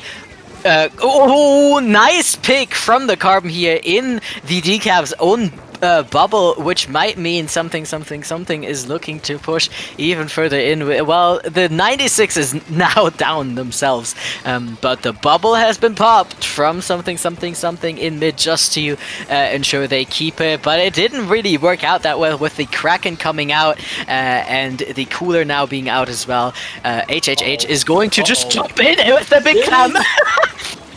A very sneaky clam jump coming out from HHHHH that is going to be at least them getting the first points of the game. However, there is not a lot of follow-up to go off of it, and if anything, they just gave something a lot more clams to work with. That's a pity clam waiting in base. The bubble has been popped, but that's 2 members of something, 3 members now. It's only Mirage, but they get traded out by the Decapitator maybe, or I don't know, either that or if it was the leader. Don't entirely know for sure, but right now, mid is trying to be held by HHH. At least we're seeing AIDS going down. 2 members now. Oh my god. 3. It is only the leader, and they go down. Oh my god. Punks Zuka, and now that the entire team goes down in a delayed wipe, this is now the time for something to go and get that counter push going. Dill's immediately going down, and now the Carbon's also going down. These power clams are maybe going to start fading. This one's starting to fade. They do have a second one, but now we're seeing Aid's going down. Mirage is trying to hold down mid. The bubble has been popped by the Junior, and this push is right back on as if that entire push never happened. They have this power clam. They have a couple more clams ready for the follow-up. They just need to find their way in. They need to find a way to break past this defense, especially with a bubble being popped by the Decapitator and a Zuka coming in from the side. Behind. 2 members down. What is going on? There's so much action happening both in their basket and in mid. And but they're running in with the big clam. And they get the score in, and they might have a little bit of follow-up with Luis having 4 clams, but they go down instead. Wait, the Junior getting the 2 clams in, just ensuring that something has the lead here, going into almost the last minute of the game, but we do see HHH immediately stationing themselves in the enemy spawn, with 2 big clams ready, almost 3 if the decav is able to get 2 more clams in. And that might be a very explosive push if they can get in. But the leader gets one. They get one in, which is enough to secure them the lead once again. But basically the entirety of HHH goes down with that and gives something more control back in mid. Right now, oh my god. I think we're just seeing another situation play out where it's just kind of like back-to-back explosive pushes with like maybe only 1 power clam with maybe little follow-up, because think something just needs to get that power clam in, and they get the lead. It is now basically 20 seconds left on the clock. This may have to extend into overtime. The cooler has already been deployed with Mirage having to farm yet another one. There is a Kraken ready as well as a bubble. I think something just needs to be in a really perfect position right now. They have to get their positioning down. Mirage should not be going down to Dill just like this. Now they're on a rampage getting rid of Luis as well. There's 3 members down on something. Overtime has begun. Is anyone able to pick up these power clams? Already there is at least the pity, and 8 is in their own spawn with the Booyah Bomb. They trade out Mirage, and overtime is halfway through. There's only 2 members left. Okay. They do have a pity clam, at least still in the hands of Luis, but overtime is almost over. They aren't even close to the basket, and wow, there is not enough time. Time ran out, and that will be game going to, once again, H. That was a massive flank from the decav over the railing from the below area, getting rid of the leader. I believe it was a pencil.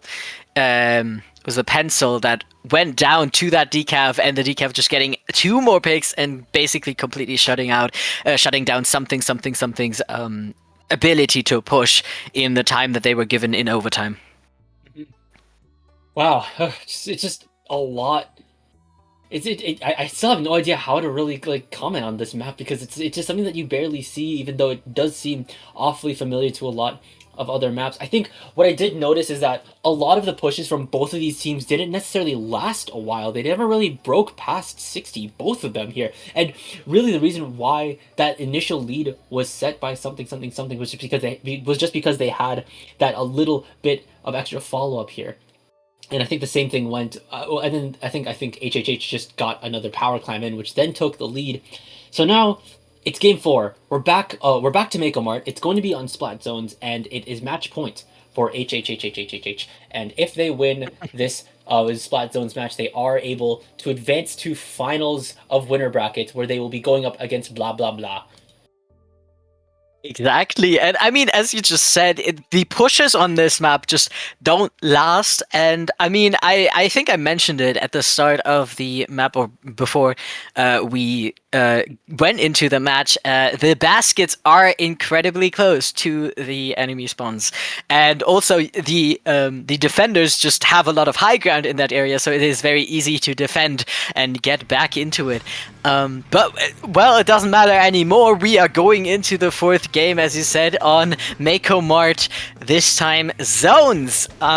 So we'll see what the 2 teams have to see. We see a carbon on both sides this time, and a lot of paint, obviously, from the junior on the side of something, and the mini splatling from HHH. Yeah. Exactly. So the neutral game is very much heated here. This zone has not been captured just yet. Here comes a hammer throw. It is going to connect onto Mirage. The bubble comes out from the junior, not able to get any picks just yet. Actually, I think they were able to get rid of the mini splatling. Here comes AIDS with the carbon roller now, trying to hunt down Bonk. Bonk is able to get rid of, I think that's 2 now. It's now only Dill on this mini splatling, who's being chased down by the junior, by the carbon roller. Carbon's going down here. Already there's 2 specials ready on something. Now only 1 with the Splash going down. The bubble has been popped. The hammer does get popped by Dill as well. They're able to get rid of the junior, and the zone has now been flipped by HHH, who are looking to hold this with some intent as they are now starting to even push up. Yeah, we see the carbon immediately on the right side here, just sharking a little bit, waiting for their next prey to come out and get them. Oh, that bomb was not even close. It ended up taking out Mondi instead of Dill here. That stamp was thoroughly upsetting, but, well, you know, we see them immediately taking the right side again, just maybe taking a little bit more space as the carbon from HHH goes down, and the carbon from something goes down as well. But the lead is getting further pushed down by HHH. We are down to the 10s now. The entirety of something behind the zone, just trying to paint, trying to get in, but they need to paint soon because it's not a lot of time left. Yeah, They're at Oh! 4, and the zone is still. Whoa! Whoa, what the? Oh, I was typing something. I was typing something. Wait, I knew the lead was close, but the zone went into neutral for a second, and the Booyah Bomb definitely was the smart choice to make, but they needed a little bit more paint outside of the Booyah Bomb. It can't just flip the zone on its own, and when Dill brings out that hammer to neutralize the paint, that's just the knockout from HHHHH. So that is now 3-1. That is 3-1. And I think that's the set win for HHH. Seed 2 is going to go up against Seed 1. What a very quick game to contrast a lot of these insanely heated ones over the course of the set. Definitely, and I think it was a little bit of luck playing out at the end here as well. I mean, something were in there, but they just couldn't. The booyah wasn't enough, as you just said. They needed to paint a little bit more, and they just didn't have the painting power for the zone to flip in their favor and put a penalty on HHH's score. So, well, they were able to keep the zone and just completely run down the entire match there. And as you said, that is the entire set going to HHH. Seed 1 versus Seed 2. All things are balanced. This paddling pool, apparently. We love to see it. Yeah, it's been a lot. It's been a very, very long run, this paddling pool. We've been seeing some interesting comps, a lot of interesting upsets. Mentally, I'm still on that blank sea game, if I'm being honest. But Me too. we now know what the finals matchup is. Blah blah blah. HHHHH. Seed 1 and 2 have their tickets punched to finals. The loser gets sent down to losers bracket. The winner gets to take a really long rest in grand finals. Okay, Exactly. and I think this is where we do the comm switch. Yeah, okay, this is where we do the comm switch now. So this has been it from me and Range Blaster, this paddling pool. Finally, a redemption from a couple weeks ago. We get to do a block all the way to the end with our wonderful streamer Jarian. Thank you all for everything. And before me and Range disappear into the ethereal void and we summon our next two commentators, Droid as well as Matt, Range, where can the good people of Twitch chat find you on the social medias? Hello, so you can find me under Range Blaster with a double I on Blue Sky on Twitter, on Discord, and Range Blaster with a triple I on Twitch if you care to see me play sometimes when I play once in a blue moon. Where can we find you, Frostix? Oh, well, you can find me on Twitter at TK_Frostix, at Blue Sky, at Blue Sky with Frostix.bluesky.social. It's been a while since I've been doing this. And you can read my web novel, Gap Year, on Wattpad. I swear I'm going to update it soon, and I swear it's worth your time. Anyways, I don't want to get sidetracked for too long. Like I said, like I said earlier, you're going to be hearing from Droid as well as Matt in Block 2, where they will be casting winners bracket finals, a bit of losers brackets, and the thrilling conclusion of Paddling Pool 353. So don't go anywhere, Twitch chats. There's gonna a lot more Paddling Pool coming right up.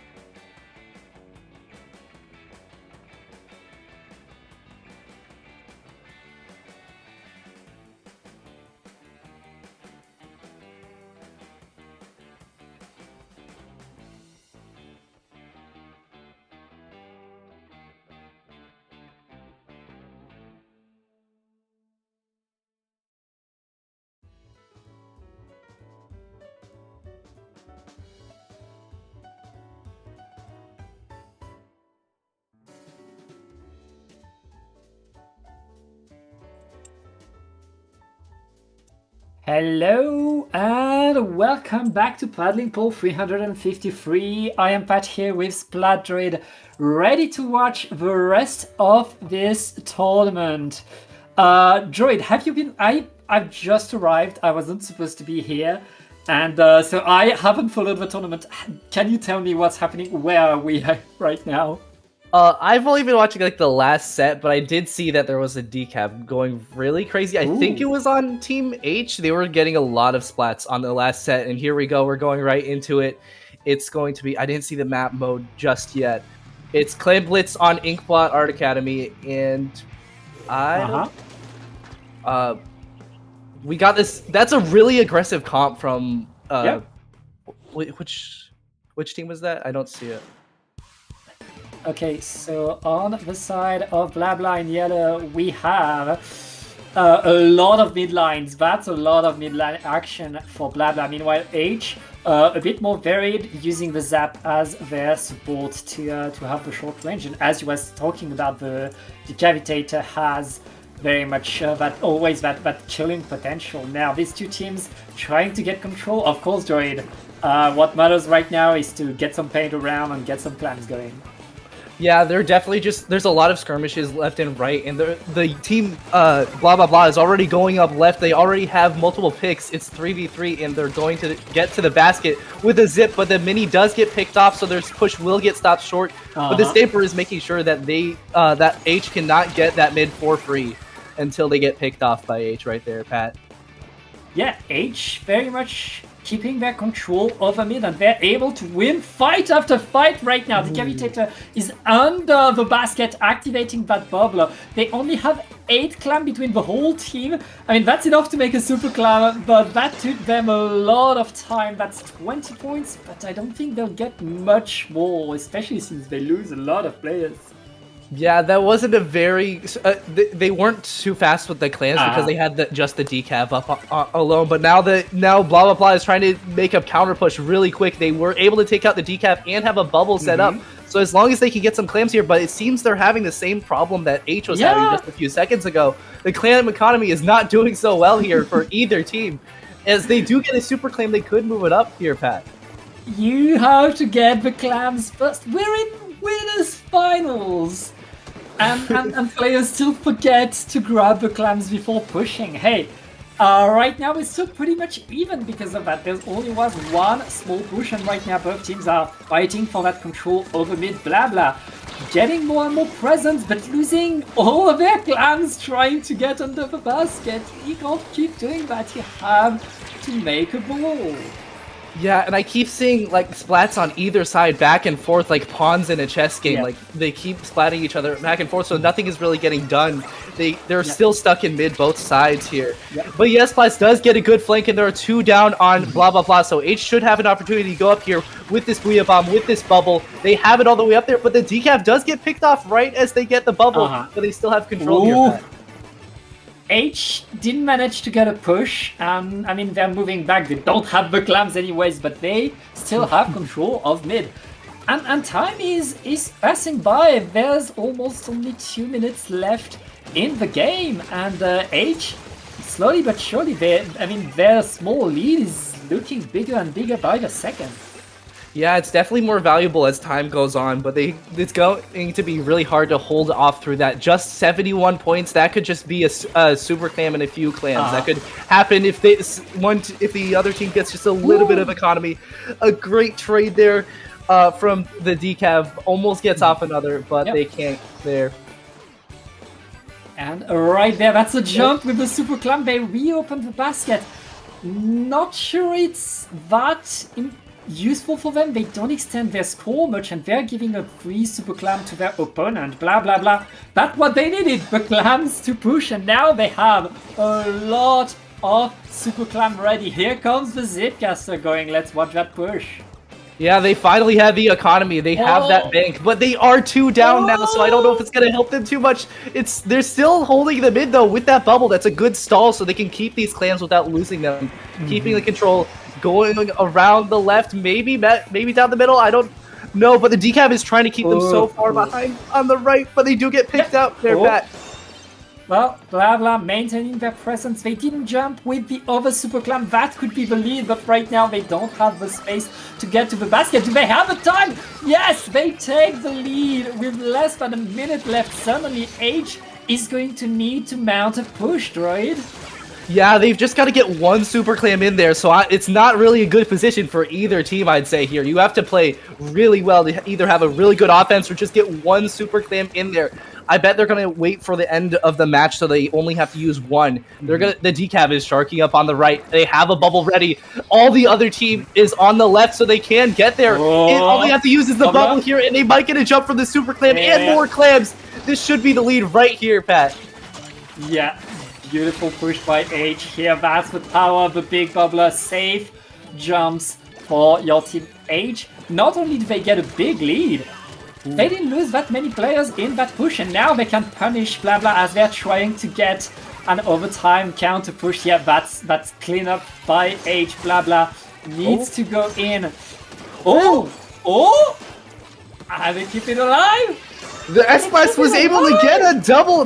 Maybe that was a triple. They're still alive. They have a bubble. They have plenty of clams, actually, for once. The economy is back. It's really close. They only need, I think that's 3 more clams here. This might be the lead for blah, blah, blah. They just need 1 more clam, and they got it. They took the lead, and that is the first game of Winter Bracket Finals going to blah, blah, blah.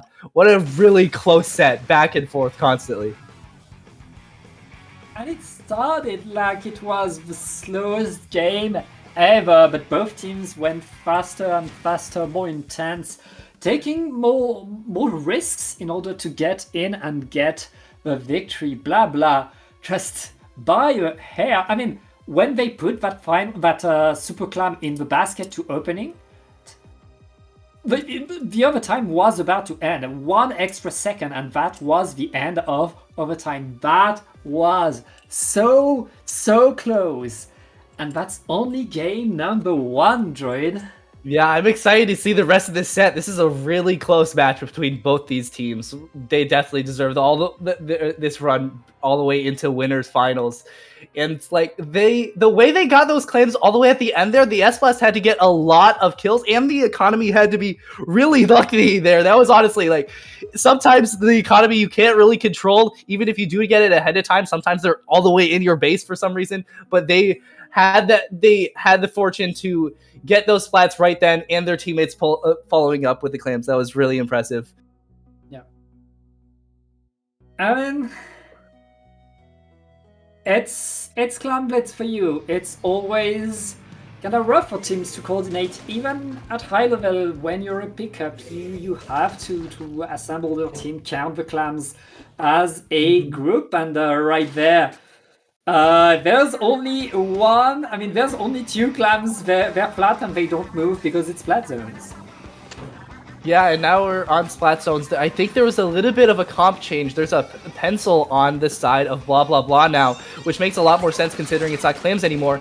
And they're already in control, but they are 2 down, so it should be going to H for now.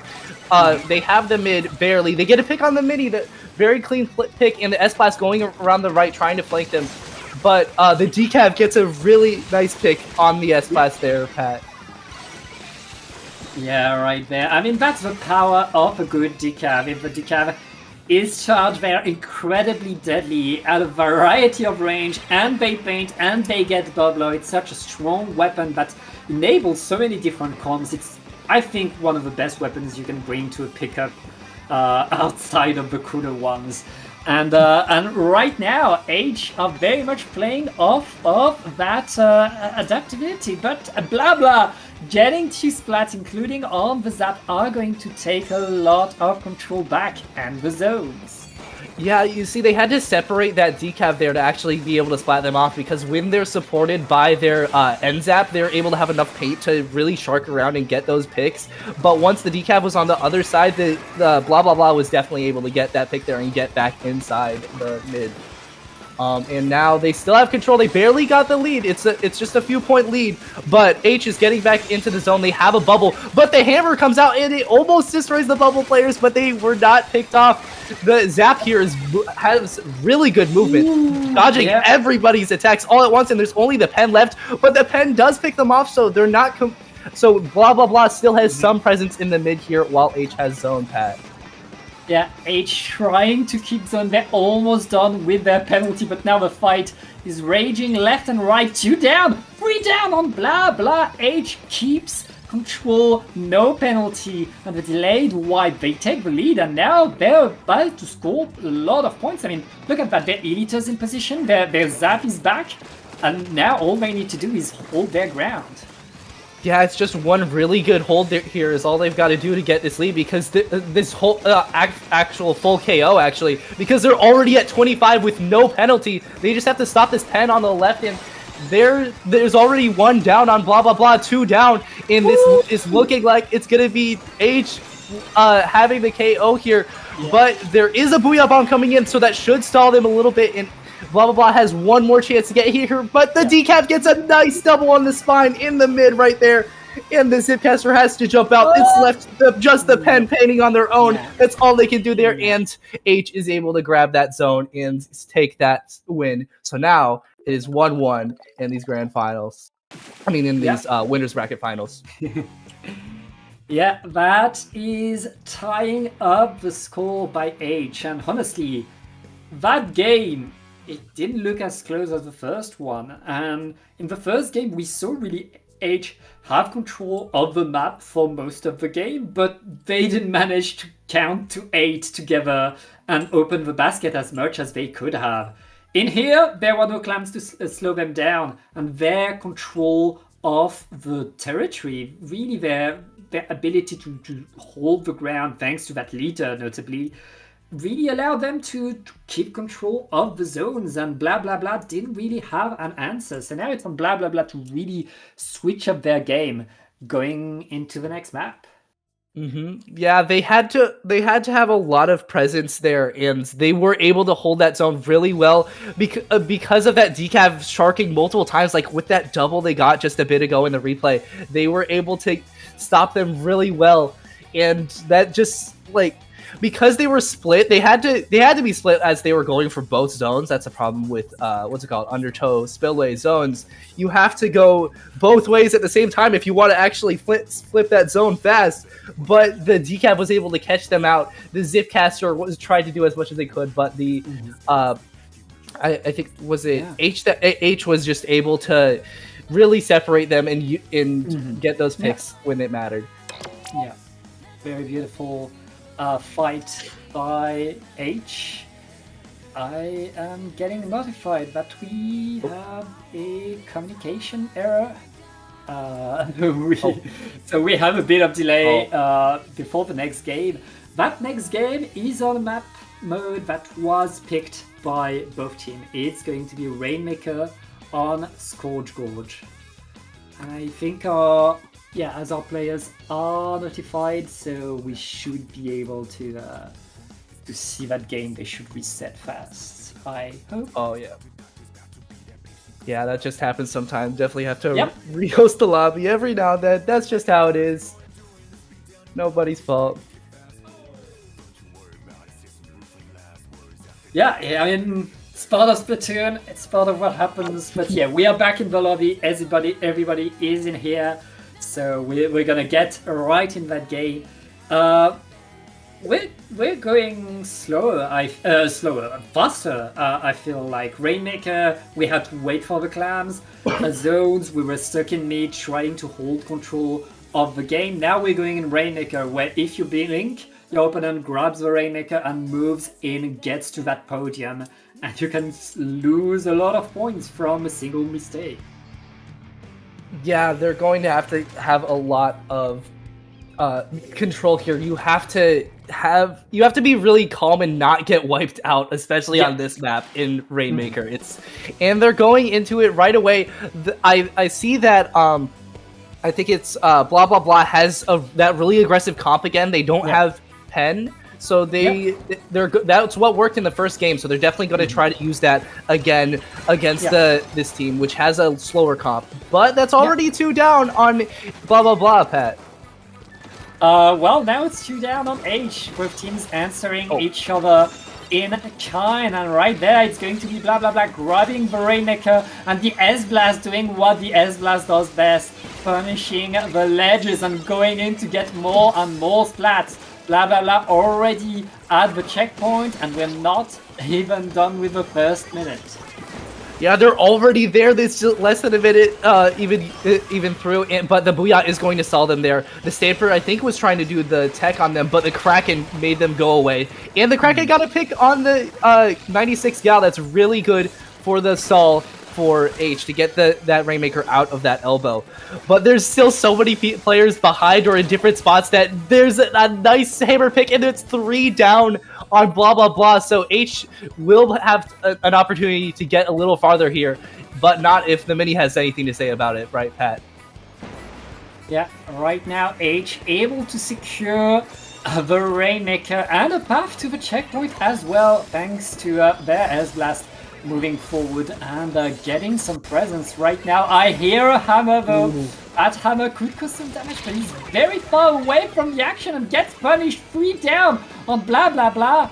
H gets the checkpoint, and right now they just got a delayed wipe. They're gonna get the lead. Yeah. That's all the way down to 36, maybe more, but they couldn't really get past that bubble. It's really understandable in this map. It's so hard to get past that little gap. Yep. But they're already up to 36, which is an insane lead for this map, especially on this map. Score coach, and they're already down to even 24, and this Kraken should be able to pop it, so they might even get even farther here as the Kraken tries to get a little bit past it to get a pick or two. They do get a pick on that Stamper, and this push is not over yet, is it, Pat? And that Elite survived! They got away, they're still alive and to the side, getting attention, and the Rainmaker's gonna get 3 points thanks to that. That's what makes a good backliner, is the ability to recognize that sometimes you have to play aggro, you have to go in, and that Elite right here is absolutely doing the works. That was a really good snipe there. Let's stop it. Oh, there's another one on the Rainmaker there. They're not letting blah, blah, blah get back into the mid. Now the Rainmaker is just left alone. Is the whole team of blah, blah, blah is so far up. They're going to have to wait for their teammate to go and pop it on their own and bring it all the way there. But they do have a lot of presence. So if they can hold that while the Gal brings the Rainmaker all the way to them, this could be a good push for blah, blah, blah. Yep. Blah, blah, blah right now have the position. It's their Gal that grabbed the Rainmaker, which means they won't have a cooler for this push. That's going to make things dangerous for them. H can play patient and should play patient, but right now, there's a lot of splats coming on both sides. H able to hold, able to delay, but a bit too eager to get back to the Rainmaker. Yeah, that was a nice direct from the S-Blast, and another one. I think that was another direct right there. They're all the way so far up, but it is just them and the Rainmaker because there was a flank from, I think, that the decav. The decav on H is doing so much work with these picks from behind, stopping blah, blah, blah from getting far at all. And now the E-Leader and the rest of their team are trying to get back into mid, get it painted so it's not so easy for blah, blah, blah to get another push again here. Yeah. Big lead by H, and a lead this side. This side is a huge advantage on this map mode. Blah blah blah. No, they need to aim for a KO right there. They lose one player in their push already, but the S-Blast was forced to jump away, which means H can only look forward, but they lose to the Kraken. That's a bit more time lost, right? Yeah, they almost made that jump to dodge the Kraken. That was a good idea to try to go up there, but it didn't work out because the Kraken barely hit them there. And now H definitely is stopping the push because they have the bubble, they have the Rainmaker, and there are 2 down on blah blah blah. They're going to blah blah blah is going to have to regroup here if they want to have one more push here. Or this S-Blast could go crazy. Or they get picked up by I think that was the Rainmaker. Yep. The Rainmaker plus the E-Leader having 2 different spots up here on the left is really good to stall out these last few seconds here in Rainmaker. And now they're just running it back to the checkpoint. That's all right. But the Zipcaster is trying to go all the way down to there. It almost does it. Not enough time. I think they might have been able to get that if they just had a few more seconds there, right, Pat? Everything's possible, but H played this game so well, still had a lot of control around that Rainmaker. That's a nice victory for them. They get the lead. They're now 1 game away from grand finals. As blah blah now, I mean, they've been they've been led. They've been struggling to fight. They've been struggling to push. They've been struggling to maintain their presence. Yeah, it's been really tough for them to like. They couldn't have too many holds because I feel like that E leader plus decav combo has kept them back both when they're up close and far away, because that E leader is constantly following up on the decav's crazy plays and flanks, which get a lot of picks both left and right. Mm-hmm. Yeah, and I really like both of these comps because all 8 of these weapons that we're seeing right there are a good weapon whatever your team is playing. You know, they can adapt to a lot of different situations. They can do a lot of different jobs. Something like a mini can paint, can fight, can maintain presence, can punish the opponent for pushing in. The zap, of course, is probably the weapon that has been in the meta since Splatoon 2 because it is so adaptive. And that's what you want if you want to win at this level of Splatoon. You need to be able to adapt. I don't think BlaBla needs to change their weapon, but they need to change their speed. They need to change the way they coordinate right now if they want to beat their opponent. They're changing a bit their specials, at least. We don't have exactly the same kits.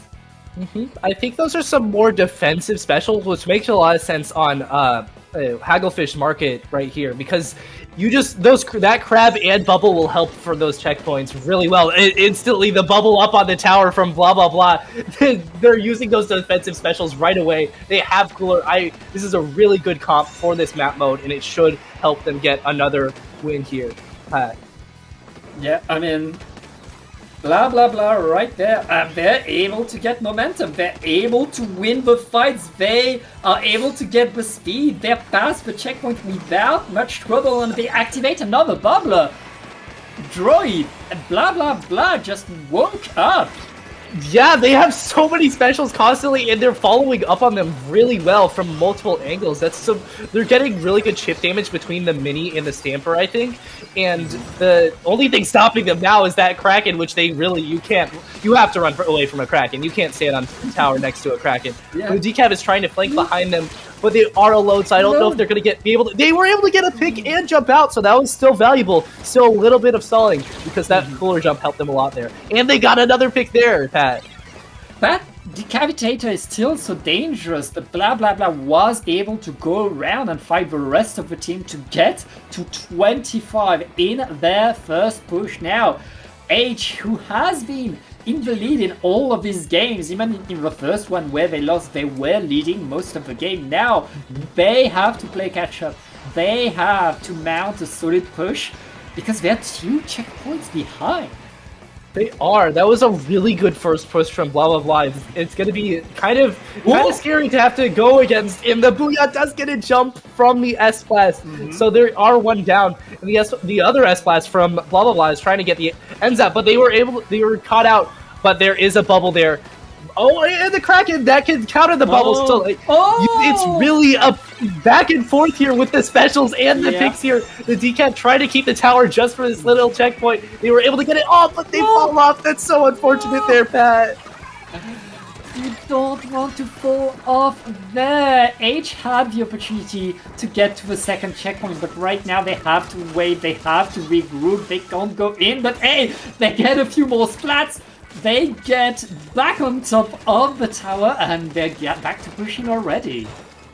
Yeah, they have a push. They have a good bubble. They're using the bubble just like blah blah blah was, keeping that control, and they have a Booyah. It's going to be so close here. They get past checkpoint 2. They might be able to get the lead here, and they do. The Stamper trying to pick them off on their own, but they get caught in the corner. That's the decav and zap still there. The pen is behind them trying to pick them off, but it's down to 5, and there's... I think blah blah blah has control of the tower now. I can't even tell right now. It's so far behind.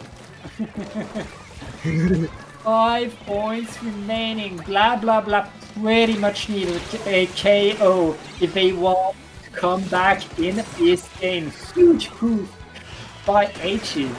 And I mean, right now, blah blah blah fighting, getting forward. They know they needed to take control of the platform. They need to take control of the whole map. They want to push the tower deep in. They still have to pass the checkpoint. Yeah, both these teams, when they get their big pushes, they're cycling the specials really well. So like this bubble player here, they're going to have to keep doing that to survive and get a little bit more of a push, but two do go down on blah blah blah. So this might be the end of the push for them here, as the decab was flanking them there, Pat. Yeah.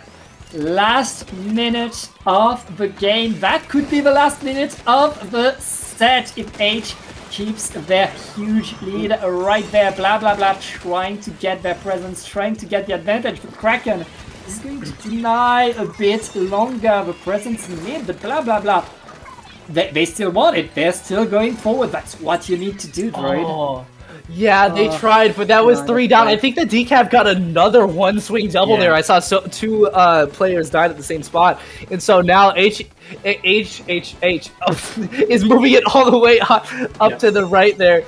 The toxic mist is going to stop them, but the bubble from decaf is keeping them so far back. They're going to have to use some specials to get back in here, Pat. Yeah, I mean, Dylan with the decaf has been such a force to reckon with, and I mean, I think it's over, Droid. I think that's going to be the set. H absolutely taking control of the ground. Blah blah blah. If I'm not mistaken, yeah, they are all seed number 1, but right there, it really looked like they were struggling. That was H. Like they were pushed really. They were really taken aback by that first push from blah blah blah. They got all the way down to 25. I think it was because of the comp difference, because they changed the special weapons, which worked so perfectly on this map. Like both teams had that Booyah Bomb and Bubble, and I think there was only Cooler on the side of blah blah blah, but the Bubble plus the Booyah Bomb were able to get they hold that top right really well as you're pushing in on those checkpoints, which allowed both teams to get really far pushes, but H was able to get all the way down to 5 in the end, and they almost KO'd it there even. Yeah, you know, I'm not sure it was about the weapons, because again, as you said, both teams had their big pushes, both teams were able to do things throughout this last game. It's just that H managed to push a bit stronger, managed to get a bit deeper. And I have to say, like, Dylan with the Decavitator was a thorn on the side of blah blah blah all along. And blah blah blah, it was more a fact that they were not recognizing that Decavitator as a danger, were not seeing it coming to counter it, and they paid the price for that. But yeah, we'll see more of these two teams though, but Droid, you're not gonna see more of me actually, because I was a sub. Really, you're supposed to be casting with Matt, who is late, so now we're gonna take a break. We're gonna let Matt in style and get in there. We're gonna roast Matt for being late, and then I'll let you two take off with the stream. Yep, thank you, yeah. We'll be back in a bit. We'll see. There'll be a little intermission, and then I think we're going to losers bracket here.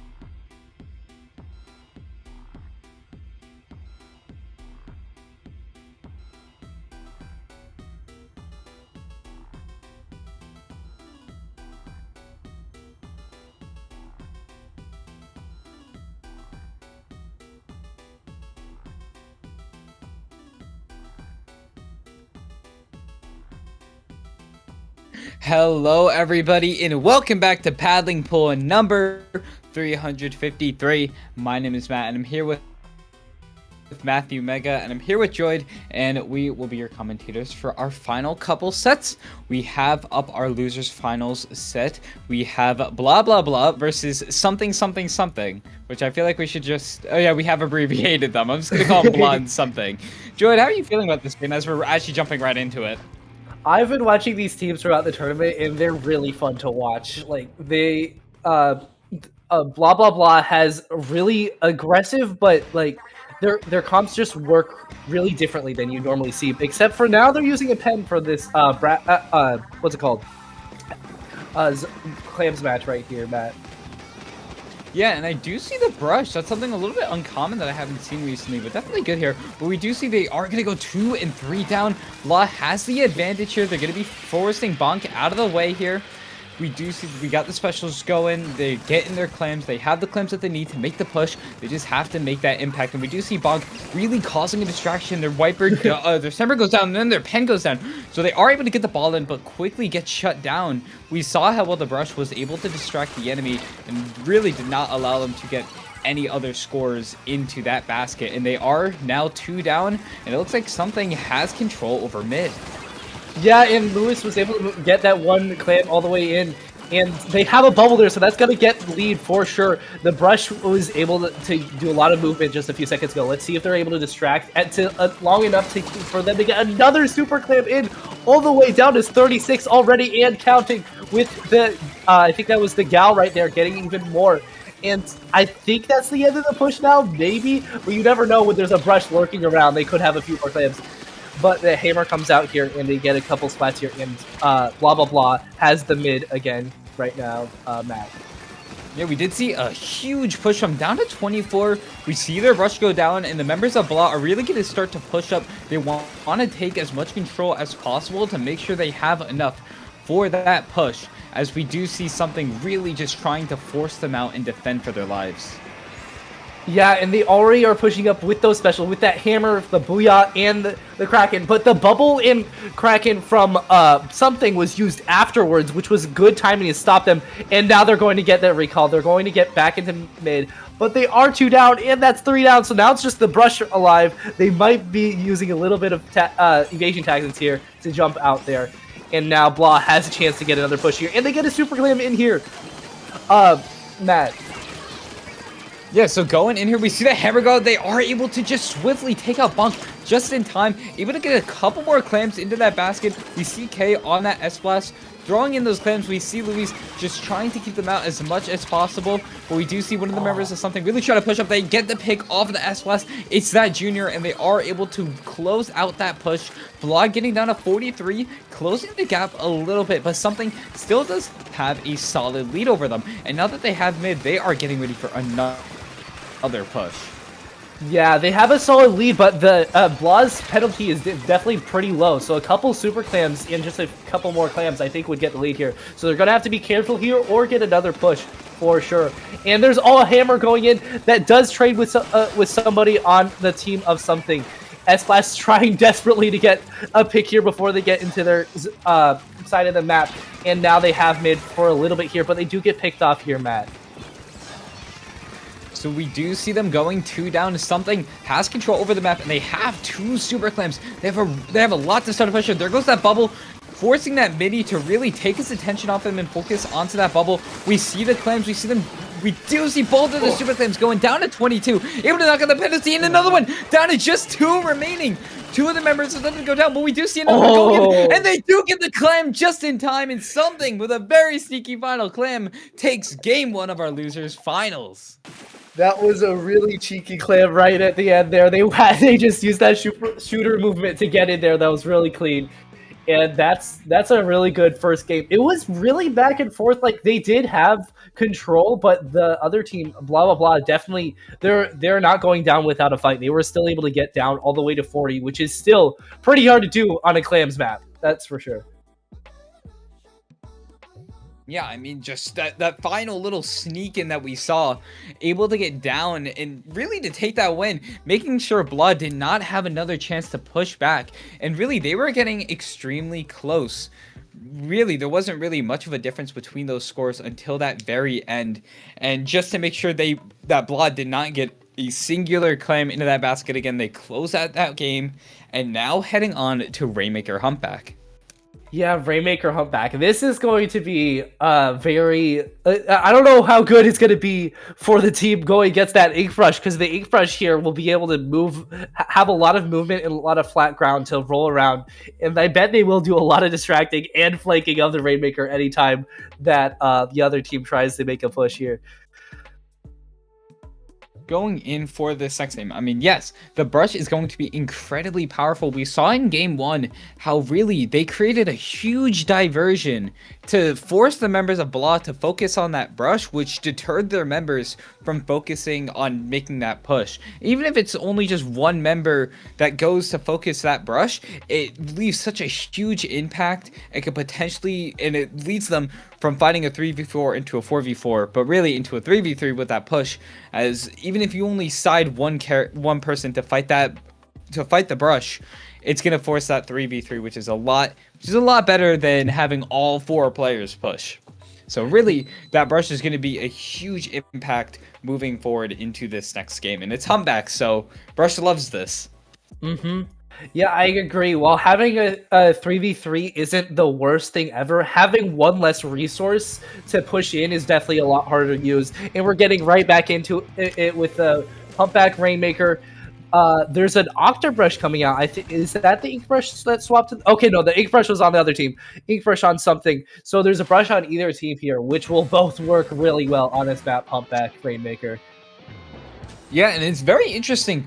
3 mains of quick respawn on that Ink Brush is very interesting. So they're really just going to be focused on fighting it right away. We do see a trade happen on the board. The Dread in the Octobus trade out. Junior gets taken out by that Stamper. And we do see Blah has that first pick onto the Rainmaker. Running it up right away. But no, just before that checkpoint, Luis able to take them out for that checkpoint. Able to delay them a little bit. And again, the pen takes them out. They do not want them getting that checkpoint right away. We do see that Brush getting another pick onto Luis. They want to get that. They want to get the Rainmaker so badly, but really, and there goes that Hammer, able to take out multiple of them, and really, they're not letting them get that checkpoint up until now.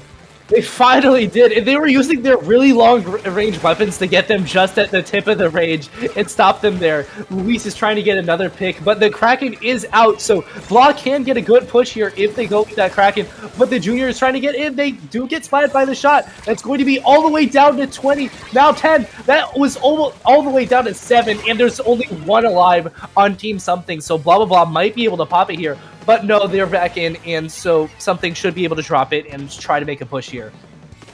Yeah, I mean, just leaving that one Stamper alive, not able to pop that Rainmaker to secure the KO. So now Something, they do still have a chance here. They do take out that Stamper. They have that chance to push. Oh, but no, the Octobrush just got a triple, completely stopping the members of Something to make a push out of this, and the shot is able to clean them up. And really, it looks like Blah is really just trying to gain center control of the map, and delaying that push is really going to leave a huge impact on them, and it's going to be really good for Blah moving forward, because they don't even have to push here. They can keep that lead.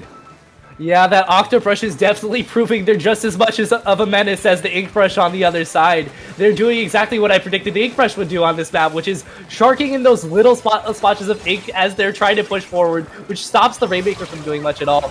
And now they're even... Blah Blah Blah is still far forward. They have a Kraken there. They might be able to pop it if they use the Kraken there, but they do get picked off, and it's just the Stamper in the mid. So Something should be able to get a push here now with the Hammer here. We do see actually the Zap dancing with that pen. They're able to take out that pen, and the Brush jumps in there. They take the Rainmaker, but no, the double from the Hammer stops them from moving forward. Well, and very lucky Hammer throw, stopping Blah from potentially getting back towards that checkpoint. Something trying to push up here. There goes that bubble, and do they get that checkpoint? I think they did, yeah. They were able to get that checkpoint barely with that bubble there. Oh, sorry.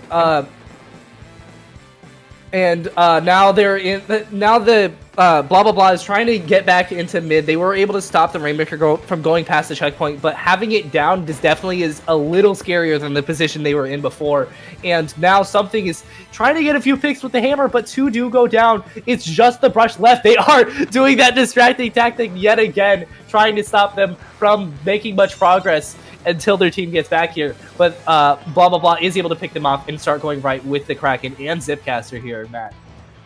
Making quick work of that brush, moving forward right to that checkpoint. My stream froze. Oh, My stream froze. They were able to knock it out. I think you might be lagging a little bit there, Matt. They were able to knock it out there. That was a really fast final push there. The ink brush, I don't know really what happened there, because the Kraken, I think they just went up with the Kraken all the way to the pedestal and it just got the KO. It was just that fast. That's how it is on Humpback Rainmaker, especially. You can get it so far, especially when you have that Kraken just defending you and the Zipcaster distracting on the left side. That was a really good use of specials there for that final push to confirm the victory for blah blah blah in that game. Yeah, I mean, they had that chance. They had such a great chance for something to push up there, but they just weren't able to do so. And I mean, right away, blah, down to 7 was a huge point for them. And we can see right here, I believe this is right where it happens. The hammer toss to completely shut down that push. They could have ended that game right there. But no, that very lucky hammer gave them another chance. But just the overwhelming power that we saw from Blah, able to just push in and take them by 1-1. Yeah, that was an amazing final push, and the push from earlier, they were using their specials really well. Both times they used the Kraken to go in, and they were just I think it's because they had the Zipcaster from the left on that final push that distracted them as the Kraken was able to defend from 1 or 2 players still shooting at the Rainmaker. But now we're going into undertow zones, and this is another map where brushes can go pretty well in here, but also it's a kind of pincered in the middle, so they can't shark as much. So it might be a little harder for the ink brush to play here, and the octobrush might swap off. What do you think here, Matt? Yeah, I mean, I think so. Moving on, I mean,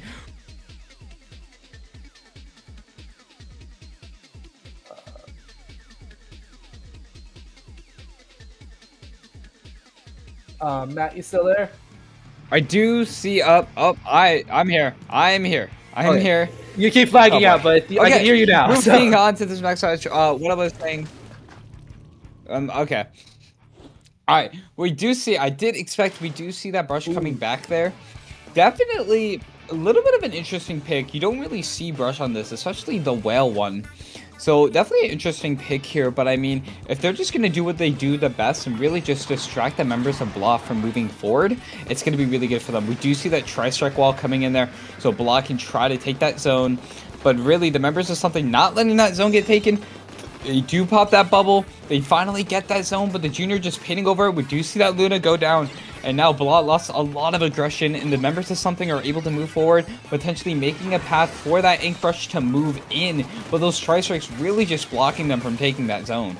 Yeah, that was already the second set of tri-strikes before we were even 40 seconds in. Those are really good on this map, especially with the top and bottom platforms, to be able to get the zone and get people off of snipe at the same time. And there's a hammer going in from Blah. They're going to try to get some picks here, but they do get knocked. They do get picked off. But blah blah blah does still have slight control here, but they keep going 1-1. It's back and forth here, Matt. Really back and forth.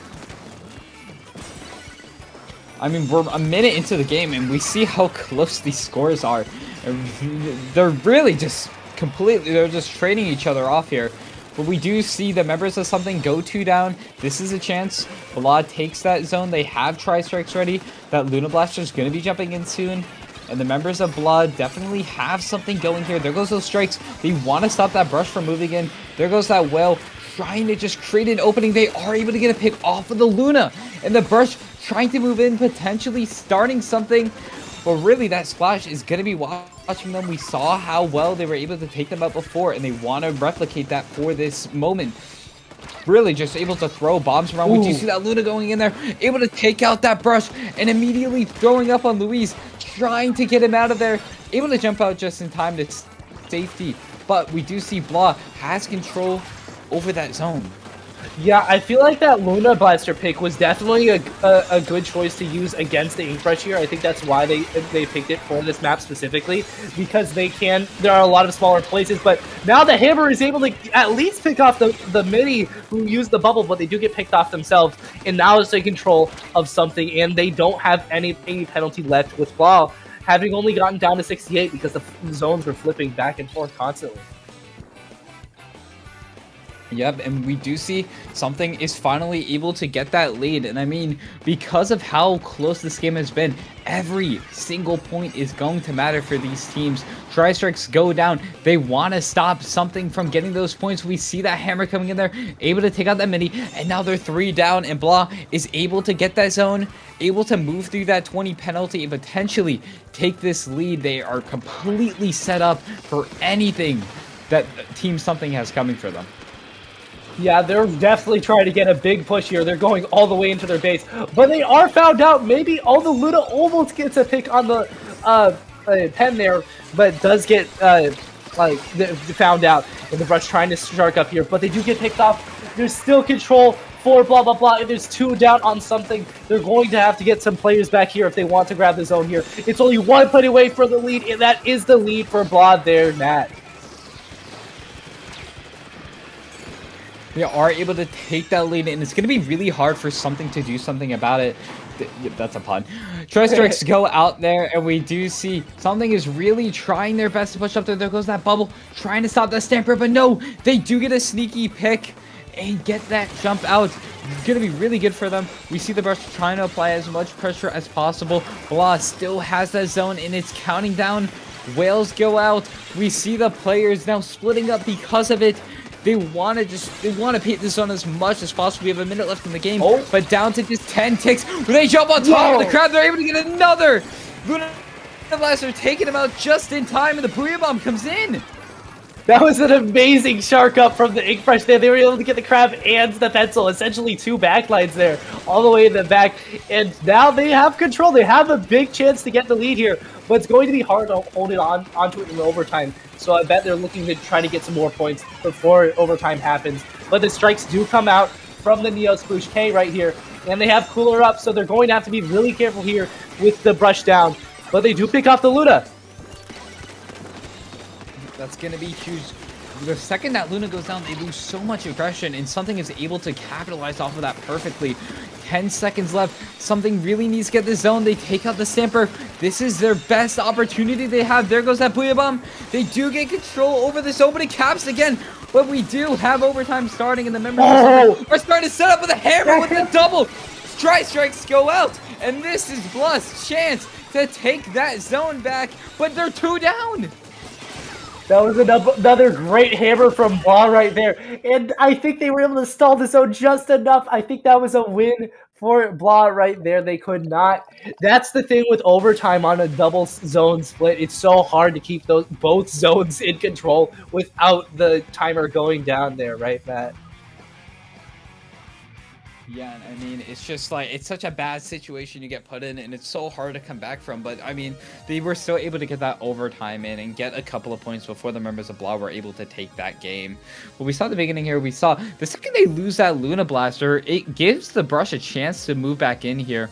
And we saw how well the Splash was able to just throw them out. But I mean, this game, for a while, this game was super low score. We saw for the first couple minutes, it was just back and forth to 80 to 60. But during this end, we saw how many points Blah really got on them, even with it being a double zone and it being a little bit easier to cap for them, able to push down. But this play from the Brush was just so crucial, able to get 2 of their valuable players and able to push back with that Booyah Bomb, leaving just the Splash alive. Yeah, multiple doubles from that Ink Brush. I think they were the one that threw the hammer that also got a double both in this game and the last. Those are giving them extra chances to be able to keep control. They were almost able to, but it was just way too tough with that zone and the multiple players from both sides in the end going for both zones. and that's the second game going to blah blah blah. So now it's 2-1, and it's match point for Blah in these loser bracket finals to go to the grand finals here. Yeah, I mean, especially off of game one, I think they realize that Brush is going to pose a really huge threat to them. So the second they're able to take that out, they don't have to worry about anyone being behind them. Second they're gone, all they got to worry about is in front. For a while, Blah had to really check both in front and back because that Brush was just all up in their faces. So the second they went down, all they had to focus on was pushing ahead and being able to capitalize off of that, getting that Brush out of the way. So all you need to do is look forward, look towards that objective the way you're supposed to. They were able to take that into account and win these next two games. And now we're going on Tower Control Mako. Yeah, we have Tower Control Mako, and I think that's the other Luna Blaster there. I forgot which kit that has. Oh, Luna Blaster on both sides here, and we have the Octobrush too. So there's some really different comp changes here. The Ink Brush this is the first game without the Ink Brush from something. Yeah, and it might be a better pick. I mean, Kraken, very strong on tower in general, so maybe this will be the pick that they need to confirm their win here. Tri-Strike's going out there. We see multiple players go down. Balak gets the first touch onto the tower. It's a 2v2 on the board. Bonk going in there trying to get that pick. Not able to. They have that Kraken ready. They do get the pop off. Able to throw them off tower. We do see a very swift jump out, and they're able to keep their life, but the Dread does go down there, and the Brush is going to get thrown out completely. Yeah, both teams are making good use of that tactical jump constantly, like right here. They're making sure that the fights are so fast. The fights have been very fast from both these teams because of the aggressive comps, especially with such similar comps here, with both having the Luna Blaster now with the I think the hammer is what they both have.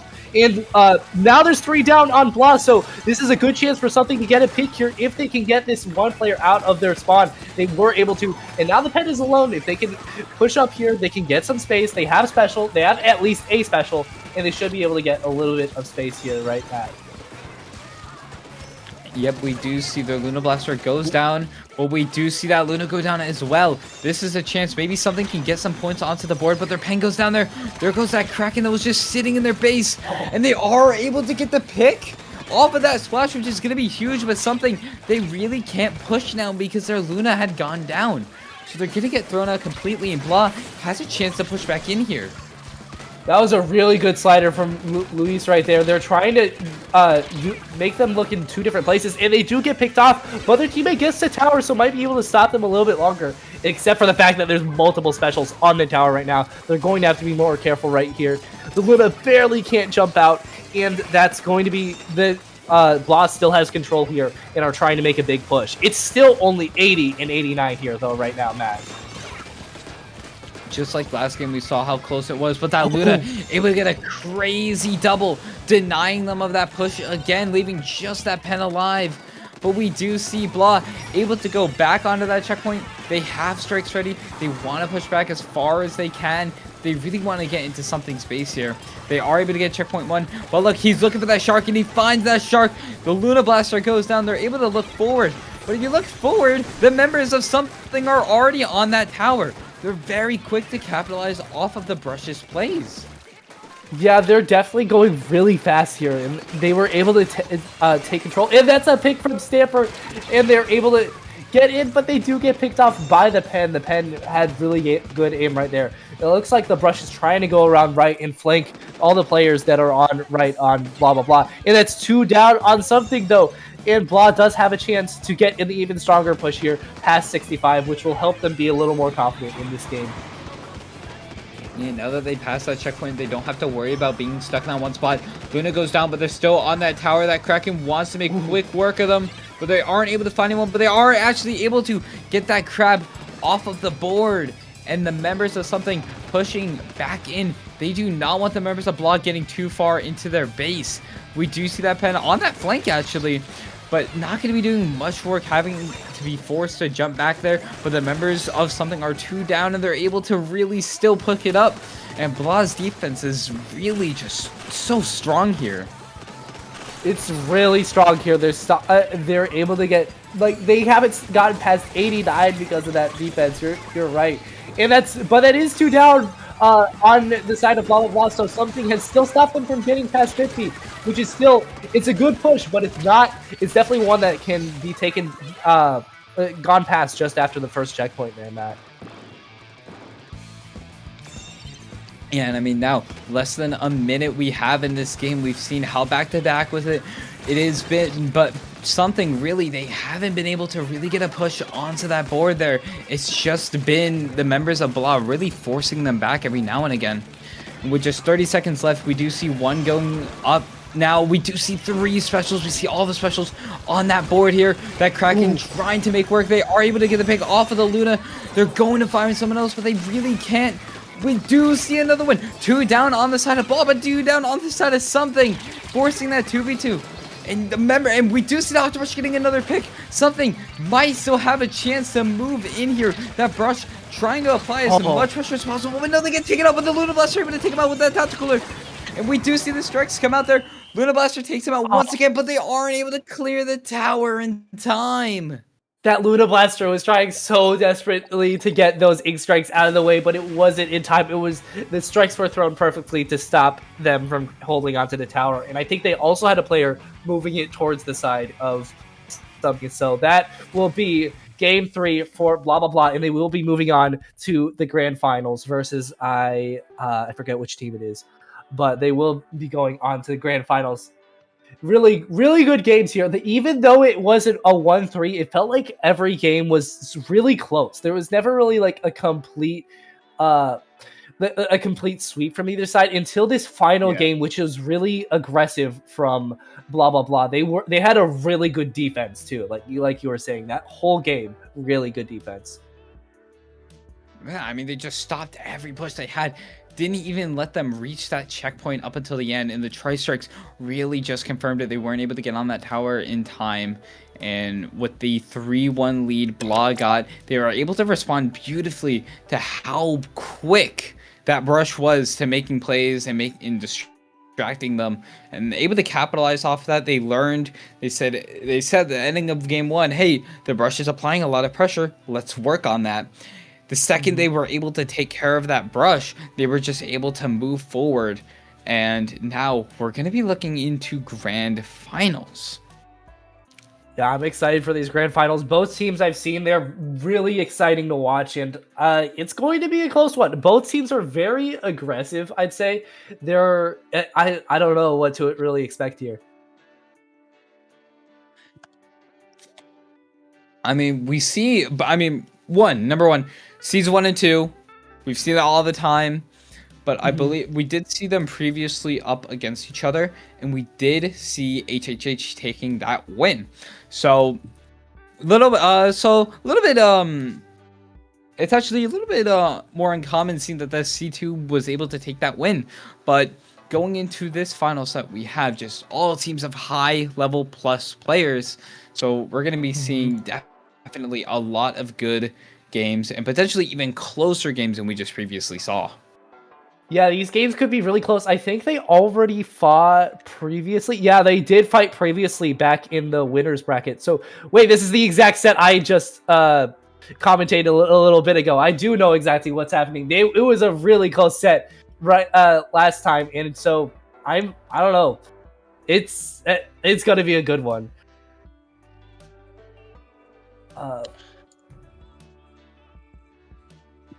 Alrighty, so looks like we're actually moving right into this. We don't even have to take a break because we're already joining that lobby here. So let's take a look at the maps. First off, Tower Undertow. Okay. I previously on Dapple, I've mentioned this. I'm not a big fan of Undertow. I think Undertow is really bad map just because of how much uninkable parts there are. But for these players, it's gonna work really well, especially for their pen players. So we're gonna see those pen players take full opportunities on how this map is formatted. I mean, really, it's just a very back-heavy map, and on tower control, if you can get set up in the right place, you can leave such an impact. Yeah, there's definitely going to be a lot of pressure on the backlines here in this map because they can reach so far from those push points on the tower. But they're going to have some defense from either, I think it was the Luna Blaster on the side of blah blah blah. I don't know if they'll still play Luna here against this team. I think they might have been using that specifically against the Brush. But if they play some Luna or something similar here, they're going to be moving up really fast on those stairs on push. So when they try to get that push, they're going to need to watch left and stay on those stairs at the same time from from multiple players, and to get a good push here for sure.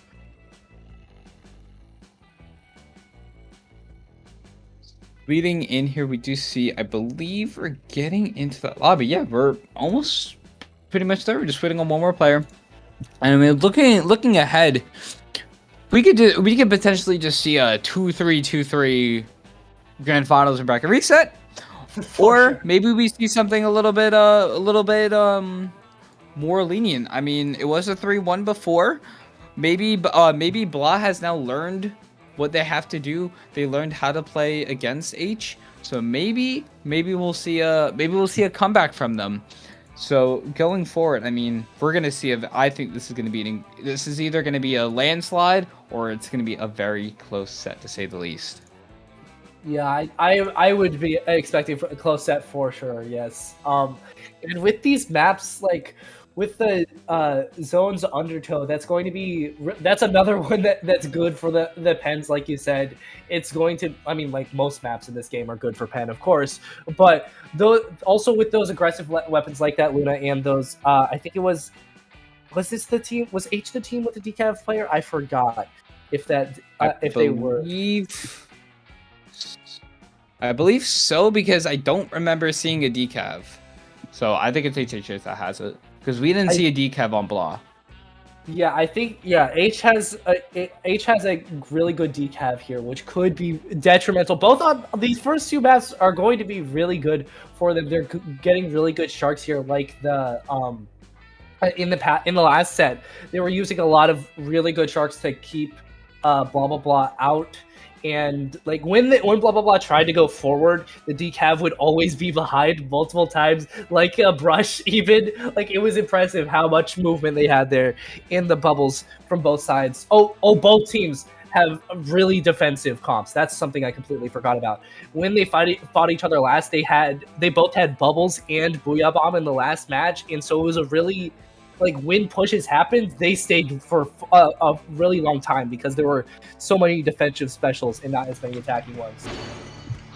Yeah, which means these pushes are going to mean everything to them. The second a good push gets online, it's going to be really scary to come back from. So both of these teams have to make very good use. We do see that decav and S plus combo. We've seen a lot from Blah this time. Yeah, they have that E-leader back. Wait, Yeah, I forgot that Blah was using an E-leader before. I think they weren't using it against the last team because of the Brush or maybe something else, but now they have it back, and it's going to work very well. It's definitely going to be aggressive against the pen here because they can see so far. And that's already 2 down on the side of H as blah blah blah is trying to get the tower, flanking around. The decav, I think, was able to get a pick. I didn't say who got the pick there, but that's another down on H, so blah blah blah has a really good push here. Already the bubble on the checkpoint. The decav is moving up around the left, trying to search for that pen, and they get past the first checkpoint here, Matt. Both teams pass that first checkpoint. We see the members of Blah really moving forward, able to make quick work of the members of H, pushing forward. They want to get as far as they can. We do see that decav trying to just stop them from getting onto that tower. Mondi's running it up there. We see that Kraken go out there, are able to get for that checkpoint too, able to get the pick off of K, but it does look like they might be backing out here. But no, they actually don't. Even with the picks, they barely cannot get the second checkpoint, and the members of H now really just trying to push them back. Yeah, that Luna is doing really good spacing on the right there to stop blah blah blah from taking any more space right there. But their Stamper does go down on the side of H, so the decav for blah blah blah is going up really far. And there's somebody barely jumps away from the hammer, but not so fortunate was the other player there. And the Luna should be able to get a jump here as they are making a push here. H is getting their first push right here now. We do see them. They're approaching that next checkpoint. The Booyah Bomb completely forcing that E-Leader to move around, giving them more time to get points onto that checkpoint. There goes that Booyah Bomb, and now the leader can get set up because it's time there. The Kraken goes out. They aren't able to clear that checkpoint, and we do see 2 of them go down.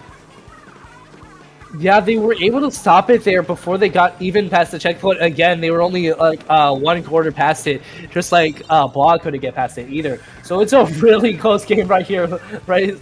Like right as we expected it. But that is 2 down on H, as blah blah blah has a bubble. They just have to get this Luda Blaster out of here, but they can't. They did, but they got 1 down. So they do have control here, but they are 1 down. So it's not they can't go insanely far up here just yet, Matt. So now we really, I mean, it's up to see if that E-Leader is going to be in that good position. And yep, they exactly are. They get the Kraken. We do see one of them jump out to stop the effects of that Kraken from coming in there. Multiple of them now. 2 down on the side of Blah. And members of H really just trying to push them back. It's just that leader. And H is able to push back very beautifully. And now with that 2 down, they're able to push that tower back into the base of blah, blah, blah. They need to get past that checkpoint if they want to take leader. And they have the hammer. They have the resources to do so. We just need to see them clear this checkpoint. Yeah, they're trying so hard, but that checkpoint, I'd say, is the hardest checkpoint in this map mode for sure.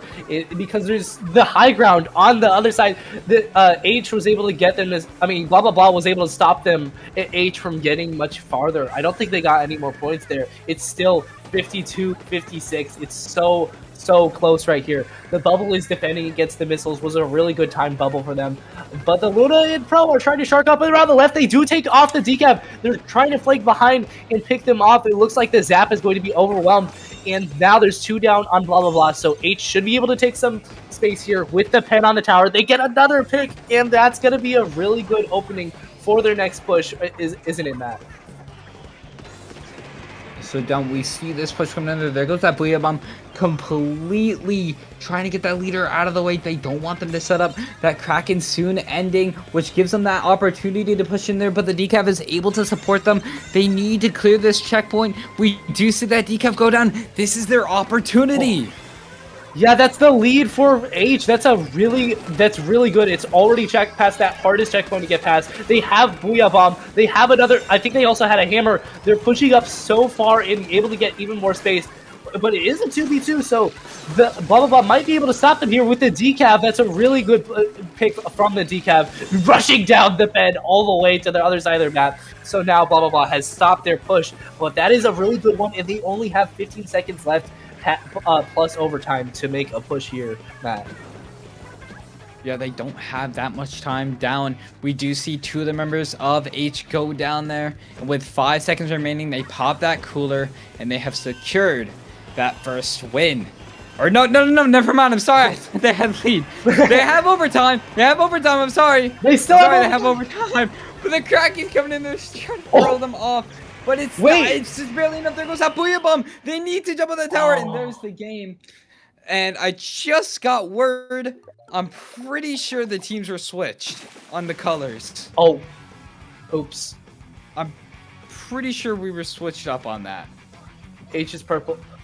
Can we get confirmation, Jorian? Before we say anything.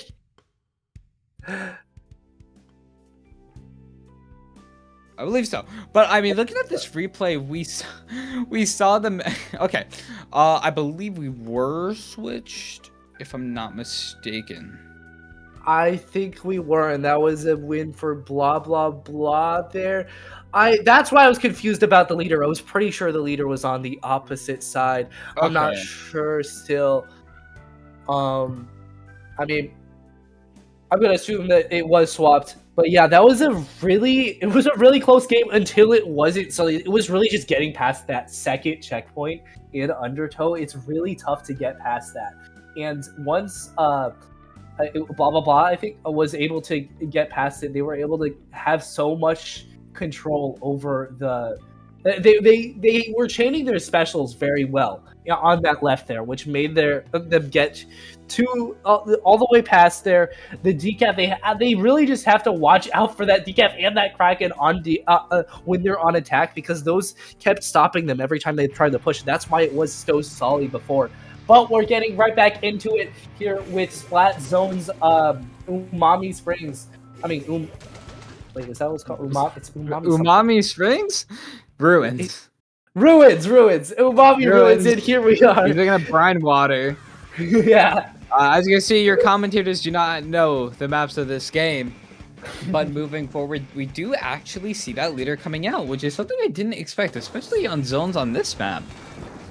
Leader on this map is definitely very scary, but it does get stopped by those little signs that try to stop it from having good placement. But blah blah blah already has a lot of space here with the. Well, is it correct now? I think blah blah blah has a lot of space now. They already have the zone,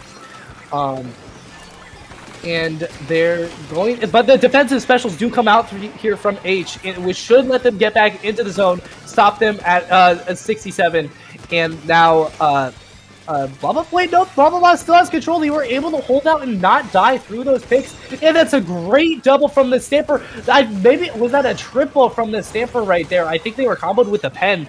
Really good combos there. That's the chip damage that really helps you out there. The Luna barely evading the Kraken too, surviving out, and that's still all the way down to 40 here, Matt. And really, they're just making quick work of H, throwing that hammer around, just trying to get another pick. We do see one of them go down there, but the Zap just having a really hard time on pushing in here. They do see that side open, but all of a sudden, they go 3 down, and this is their chance to push back in here. The members of H quickly jumping on back onto that zone.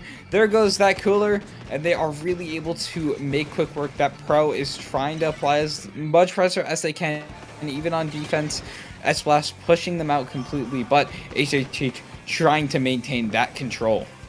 Yeah, that was a really massive first push, but it seems that H is getting some more pain. They're getting 1 pick at a time, stopping them, and there's still 2 down on blah blah blah. So H has a lot of control here, and that's another pick. So they have no penalty. They're already at 50. If they just take control of the dome or just shark up here like the decaf is, that might be able to get the KO. But no, that they were stopped, and there's a Booyah Bomb coming out, and 2 down are down on H. Now that's 3 down, and they should be able to get the zone again for blah blah blah. And they do have a huge penalty they have to get through, but they still have that chance for that KO. They want to maintain it as much as possible. Stamper goes down to that leader, though, which is going to give the members of H a little bit more time to push in there now that the aggression was lost for a little bit. But we do see the S-Blast go down there. Another trade with that Stamper. 2 down from the S-Blast, but they're still keeping up that pressure as much as possible.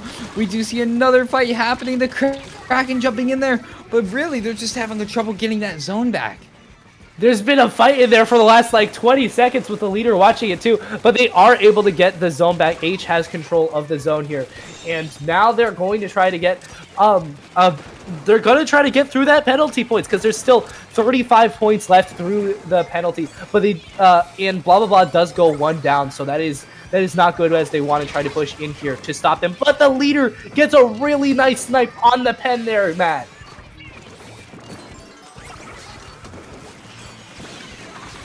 And the leader just applying so much pressure, able to get the picks that matter here.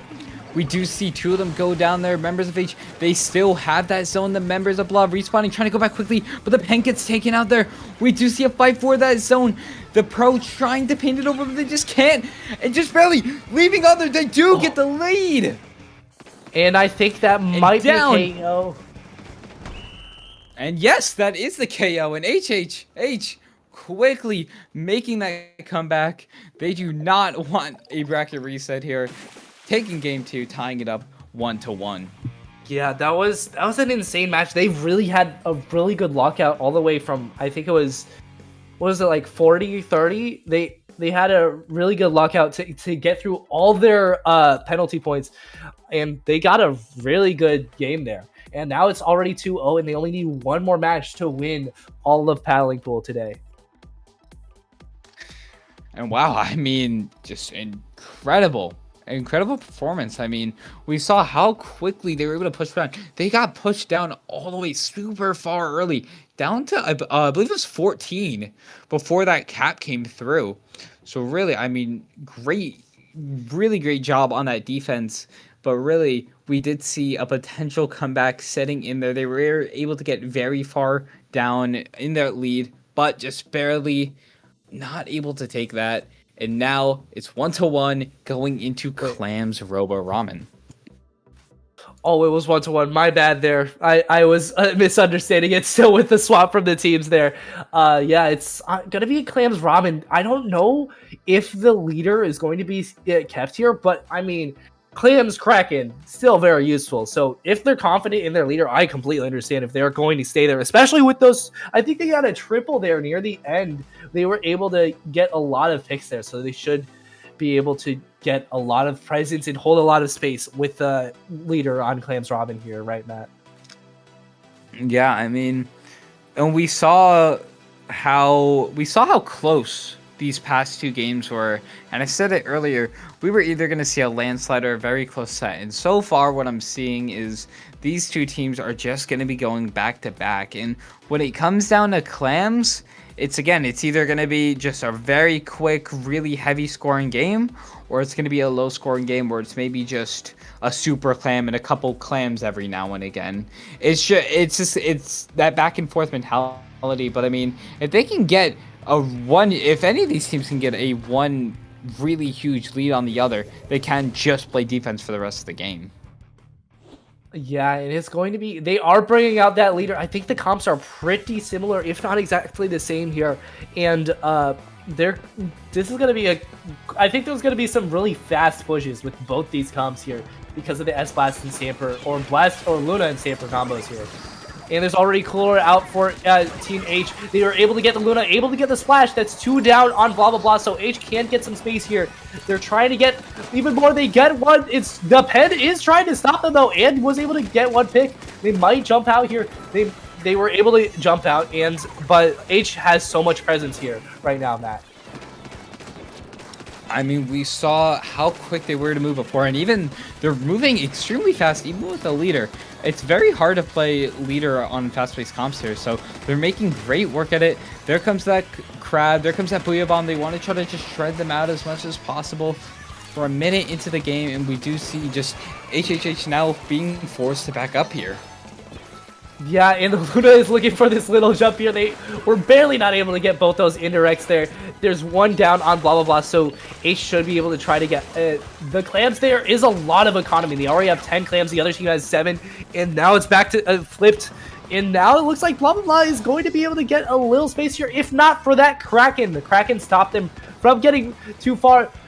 Nim on the Luna and the Stamper were taken out. So now H has control of the mid they have plenty of time to get some clams, but blah blah blah has a lot of the clams here, Matt. Booyah Bomb getting thrown out again, trying to just stop that crowd, but doesn't really pose much of a threat to it at all, as well as able to make quick work at him. Now the Stamper wants to fight them off there. The question is, can they do it? They do get it. And it looks like the members of Blah are already far into their base. They have that Booyah Bomb, and they just barely aren't able to get the clam in. I don't even know what took him out there. Oh, but they can get it in. They were barely able to get it in the second time. At least they got another one too. So that's a good first push. It's down to 60, but in a solid game against two very aggressive but like evenly matched teams, down to 60 is not a bad push at all. It's going to be very well. And the Stamper was able to get a trade, use that Booyah Bomb tech on the other Stamper there, so that was just a Stamper trade. And the Crab is trying to stop the Booyah, but they do get picked off. That's 2 down on blah blah blah. So they have a lot of space here, and they're going to get their push here. That was a huge pick from that leader. There goes that Kraken. They're getting their jumps in. They're able to get another clam there. They are able to take that lead. The Stamper gets thrown out there by that Kraken, but the members of Blah quickly responding, and just now a 3-point lead for HHH. That was a really good double from the indirects on Nim's Luna Blaster there. They're going to get some space here. Anti-hammer from them gets another kill on that throw. If they have the Crab up, they just need to grab some more claims. They have the economy, but they do get picked off. I think that was The leader caught one, and the Stamper got another. They were able to stop that push in its tracks, and that Super Clan there is left alone.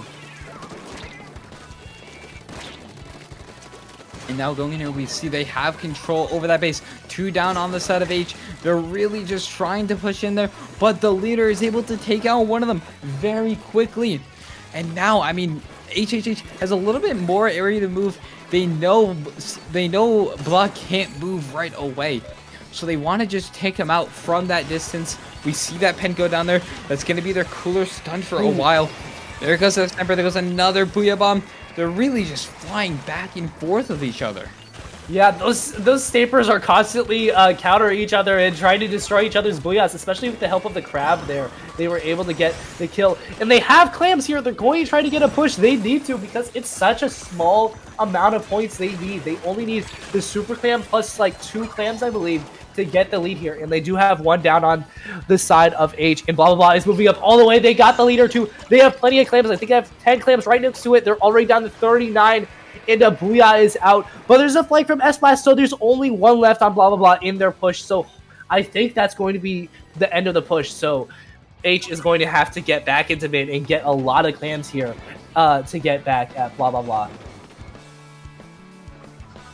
Yeah, and now with less than 30 seconds left in the match, great lead for Blah. They have what they need.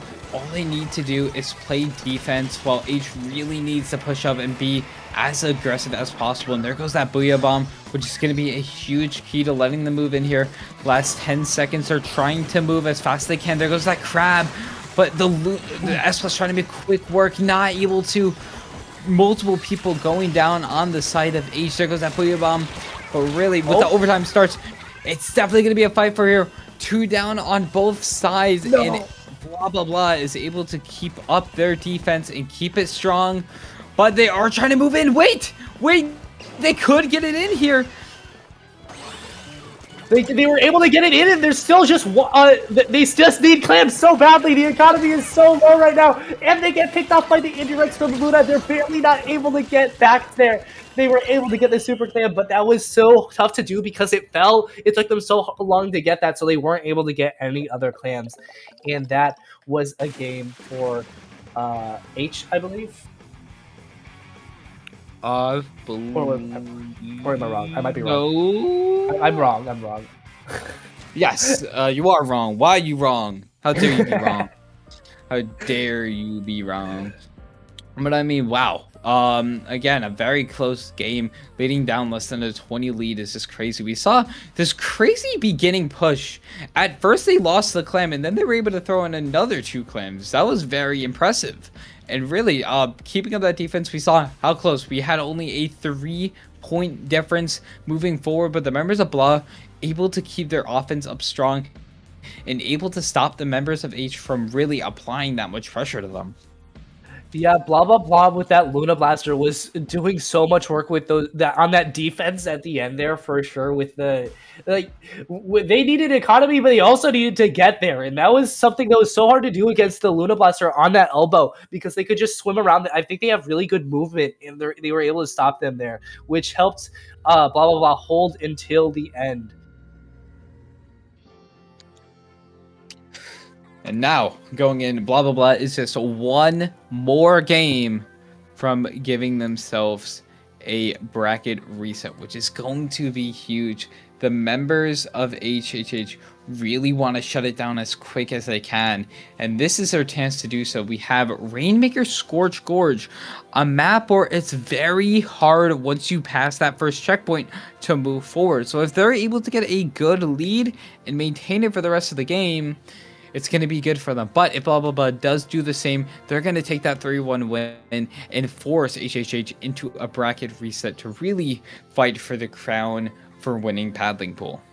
Yeah, I think for Scorch Gorge Rainmaker, usually they're not going to get very far pushes, but for these comps specifically with the blasters and the Stampers with the Booyah Bombs, I think they'll be able to get some big points here from both sides. And we're going right into it. It's time for Rainmaker Scorch Gorge. And let's look at these comps here. There's a Zuka shot from one side and leader from the other. And they're still sticking the leader, which I like to see. I like to see the confidence in this leader right here, Matt. Yeah, I mean, we've seen them appear in all of these games, and I mean, they're confident on their weapon. Despite the mode, they want to play it, and this is where it's really going to come down here. We see both one go down on both sides here. It's 20 seconds into that game, and it's pretty much a standstill here. But no, as I say that, Blah is able to push up immediately. Their decaf gets taken out there, and they're pushing for that first checkpoint. Yeah, they're able to get that first checkpoint, but the S-Boss was flanking behind, so they got a couple picks on them. But they are able to get a really quick pop here. The only thing stopping them is the Kraken. They have to run away from that Kraken. They can't make a push just yet here. The Luna is able to get a trade with the MZAP, and the Stamper is trying to hold some space so far up, but that's another trade, and Blah Blah Blah is trying to just get a little bit of a push, but there's so many trades here, so many solid specials that are stopping them from getting forward, like that Booyah Bomb into the bubble right there. They're going to have to use their cooler to go faster up here, and there's 2 down on H now, so they should be able to make a push here, Matt. Yeah, I mean, they were waiting for that perfect moment. This is the push they need. Down to 34. That's going to be a huge push for them. They're leading forward to down to just 30 remaining, which is going to be incredibly good. And a Booyah Bomb coming out there. Able to get another. They pick up it again. Down to 23. Even better, but another triple goes down. There goes that Zuka trying to get the leader out of the way. They're able to get another pick. Move forward even closer. Down to 19. These pops are getting kills in addition to the Zukas. Those are getting so much space, and the Zcap is trying desperately to get them out of here with that bubble there. There's 2 down on Blah Blah Blah, so supposedly it should be finally ending here as they back up into mid. The Zcap pushes them back, gets that Stamper out of there, and the Stamper does jump back, and the Zcap is going back for that cooler before they go back into mid here, Matt.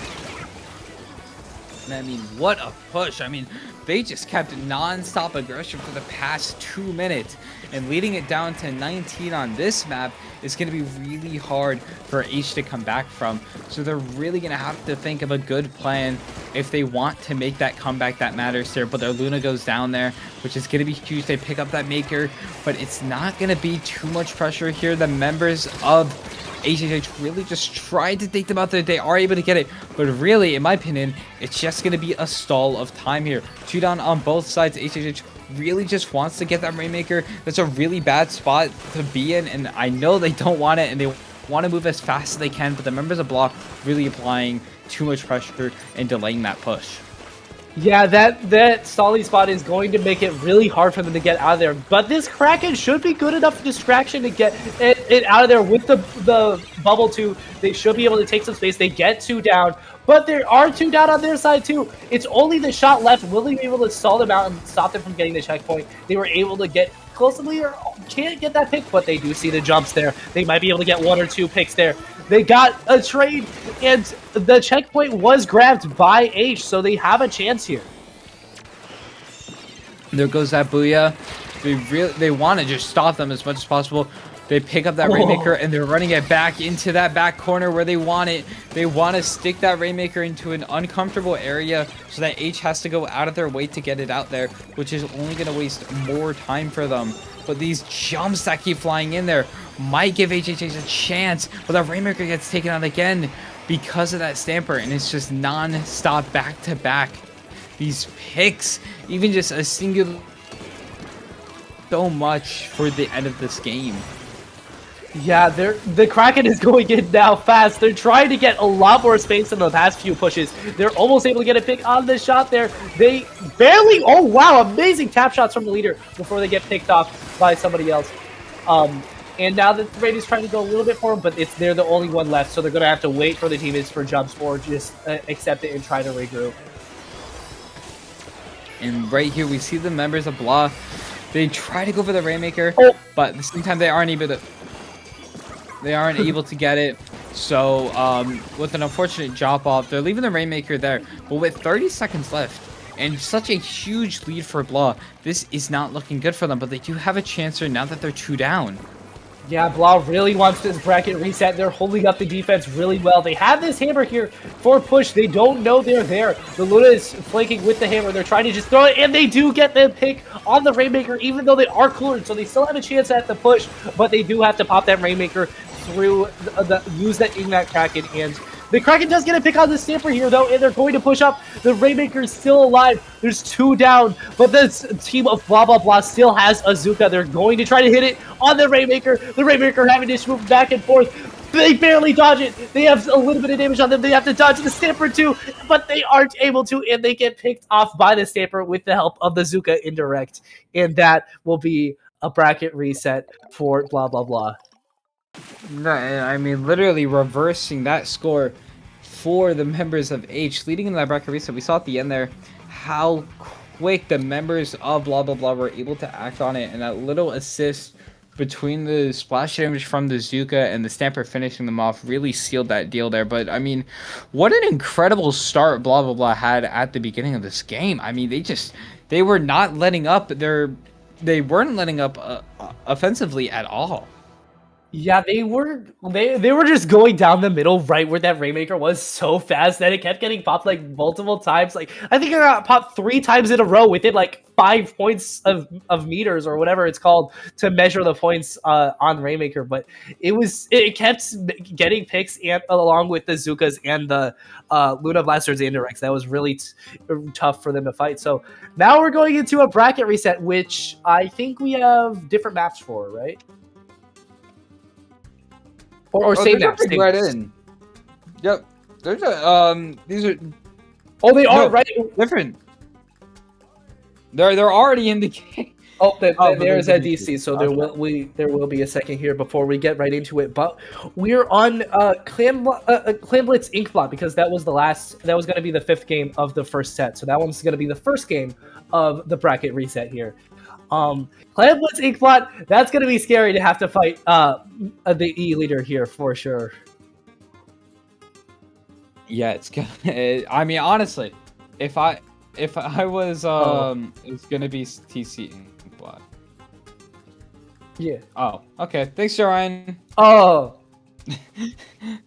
Oh, okay. It changed to Clan Blitz from Tower. That makes more sense. Thank you, Joe. Oh, it's RNG. I love the little messages he leaves us at the bottom right corner. It's so wholesome. It's like he's here with us. I mean, he is here with us. But he's not allowed to talk. Yeah, I mean, if he did talk, that'd be interesting. No, okay. Hi, dude. Now he's not allowed to talk because he used that.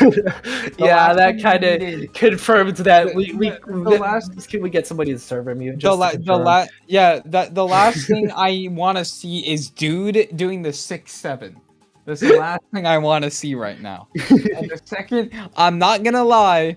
The second I said 6-7, my roommate started staring at me. I'm watching him in the corner of the room because I banished him there, so he wouldn't. So his voice wouldn't pick up on the mic, and he's sitting here giggling at me, all because of 6-7. Earlier, I said 67 as somebody had 67 points, and my partner walked in and did the motion at me. They had to. They walked by. The first thing they heard, they're right behind me. But yeah. Anyways, we're going into Clan Blitz Inkblot here. I think the match is about to start. The E-Leader is going to be very scary here as we fight, and the Blasters, they do really, really well on Clan Blitz Inkblot, which we've already seen before from both of these teams. I think it might have been in the last set they fought this exact map mode, Matt. Yeah, so going in here, another Clan Blitz game. We saw how close the last one was, so I bet you it's going to be the same thing going in for this next game. Both of the teams making a quick run to collect as many clams as possible. We see that Zuka coming out there, trying to make quick work of whatever they can. We do actually see a Carbon, which we have not actually... Carbon and Mini, which we have not seen before. Yeah, they're bringing out a different comp, probably because they're just trying something new. You have to swap between weapons based on who you're fighting. And this Carbon is already having great movement, trying to get picks, trying to get forward really fast, but they weren't able to get the pick there. It's still very even. No one's down right now. Zuka does take one out, though. That's 2 down on the side of blah, blah, blah. So H does have a chance to get some clams up here, but they do get picked off. That's 1 picked off. They have Hammer. They should be able to get 1 in. They get a second super clam in, and they have the Kraken for the stall. And still 7 clams left here with Dill. A very quick push for HHH down to just 39, and we see another one looking to make another impact, but they aren't able to, and they're going to be backing off. They want to keep their life here. We do see that Luna making quick work. We do see Carbon making quick work of the Luna and jumping out just in time to save that clam. It's going to be really huge for them, but great push from HHH to start off this game. Yeah, that's a really good first push, especially for this map mode, but they do have 30 penalties, so if they need to make another push, it's going to be tough. But they already are, because blah blah blah was pushed back by multiple points. There's already I think that's the penalty gone. If they're down to 31, they had a hammer, but they got picked off before they could use it. They still have a hammer and a Kraken for push here though, and they're down to 22. They're still going strong. The Booyah Bomb is going to have to push them out. They're grabbing the pity, so they have multiple pities ready. But the hammer is able to get a pick there. The push is stopped from blah blah blah though. I mean, what a difference in performance the second that Carbon and Mini came out. I mean, that just a simple change. We went down very far, down to 22 for them. And the members of HHH really just have to play defense here, but they have 2 supers, so they can definitely get something rolling. They don't have a huge penalty at all. Yeah, the Mini and Carbon are really good on this map. Oh, but they do get picked off, and that's 3 down on the side of blah blah blah. So H does have a chance to push here. They just have to get a little more paint around the clam basket. They were able to get 1 in. They don't have many clams here, but it is a 2v2, so they could hold up. But it's just the Stamper there, and they can get a couple in. The Luna trying to get in there. Nim was able to get a pick with the Luna. They have more clams just inching slowly a little bit at a time. That's still better than none. Really good push. They have a Booyah, but they're going to have to wait till the next push to put more clams in here. We do see those picks flying back and forth. We see the members of Blood. They have control over mid. Just 2 minutes left. The Mini goes down. This is their chance. They pop that cooler the second they see that, and they're ready to make an impact. Really, they collect those clams. They have 19 clams on the board, but the Zap gets taken out there, and the super clam is dropped, and they gotta pick it up just in time there. Carbon goes down. This is their chance to push in there, but no, they do go 2 down, completely forcing Blah out of that range. And they could have had a huge push there, but the members of H really just on that defense. Yeah, they're on such good defense here. They're stopping them, and the Kraken going all the way into their base here. Oh, that was a Carbon. You don't want to mess with the Carbon right next to the Kraken there. And now it's a very even here. 1 down on each side. They're in the mid. Blah blah blah is trying to really good pick from them there with the blaster, but Tear 'em Up was able to get a pick on them with the leader. And now it's still back and forth trades a lot right now. Not many pushes are happening in this last final minute, Matt. I mean, really, we saw they're able to make those push, but they really need to capitalize here. They don't have too much time remaining, but they have the clams they need to take that lead. But really, the members of HHH putting up so much pressure, and it's just leaving them indestructible. But the Zap goes so down. And with 30 seconds, they do have a chance with a hammer, completely shutting them down. Really just stopping them, but they're 3 down, which means the Blood does have that chance to move in. But no, the shot gets taken out as well. That Booyah Bomb's gonna have to go out there. But really, HHH, their defense is unstoppable. They had to go for that second clam because they need so many clams here, but they did get picked off by the Carbon sharking it. And now there's a hammer sharking in with that wall jump, that squid roll. But they weren't able to get a pick. They get Luna, though. That's 2 down. They have another down. It's 2v2 right now. It's so close. But there's only the Zap left, and they're super far behind, and they know where they are with the Super Clam. They can't get in there. They can't get close enough to get any more points there. And that is the first game going to H. That was a really good comp change that seemed to help them get their first game in this bracket reset. Yeah, I mean, incredible work there. I mean, the switch off to the Carbon, I think, was what they really needed. I think that was just perfect for them. Mm-hmm. Yeah, it's working really well, especially against the Stamper and S-Blast, which are really... Stamper, S-Blast, and I mean, the Stamper and Luna is what I mean. The Stamper, Luna, and Shot and Zap, all of those weapons are hard to fight into Carbon at times. Not the Stamper as much, but it's harder to fight Carbon. And so that was a really good pick that stopped them because they're two short-range shooters. That's hard to play against Carbon that is really good and has a lot of paint from the mini Splatling like they did just then. So, I mean, going into this next game here, I mean, what can we really expect here? That Carbon was incredibly strong, so we could potentially see them out here again. I mean, Undertale is definitely a map that they can move around on, so if they can make work of that Carbon, it's gonna leave a huge impact, and blah blah blah really was not able to pick up fast enough, but they could potentially see it here. They see, hey, maybe the Carbon was the problem, maybe the mini was a problem, maybe just their comp switch in general was a problem. Let's adjust so we can fix it for the next game, which is what they did last set. So we could see that happen again, or we could just see the members of HHH really just giving it their all for this next game. And they're getting right back into it. There's not going to be a Carbon here. They have the decaf again, which that's fair. The decaf is really, really good on the spines in this map. So it could work, but they don't have that mini anymore. I don't know if that's good that they dropped the mini. And there's a Spiral Shot Pro from blah, blah, blah. So they changed their comp this time.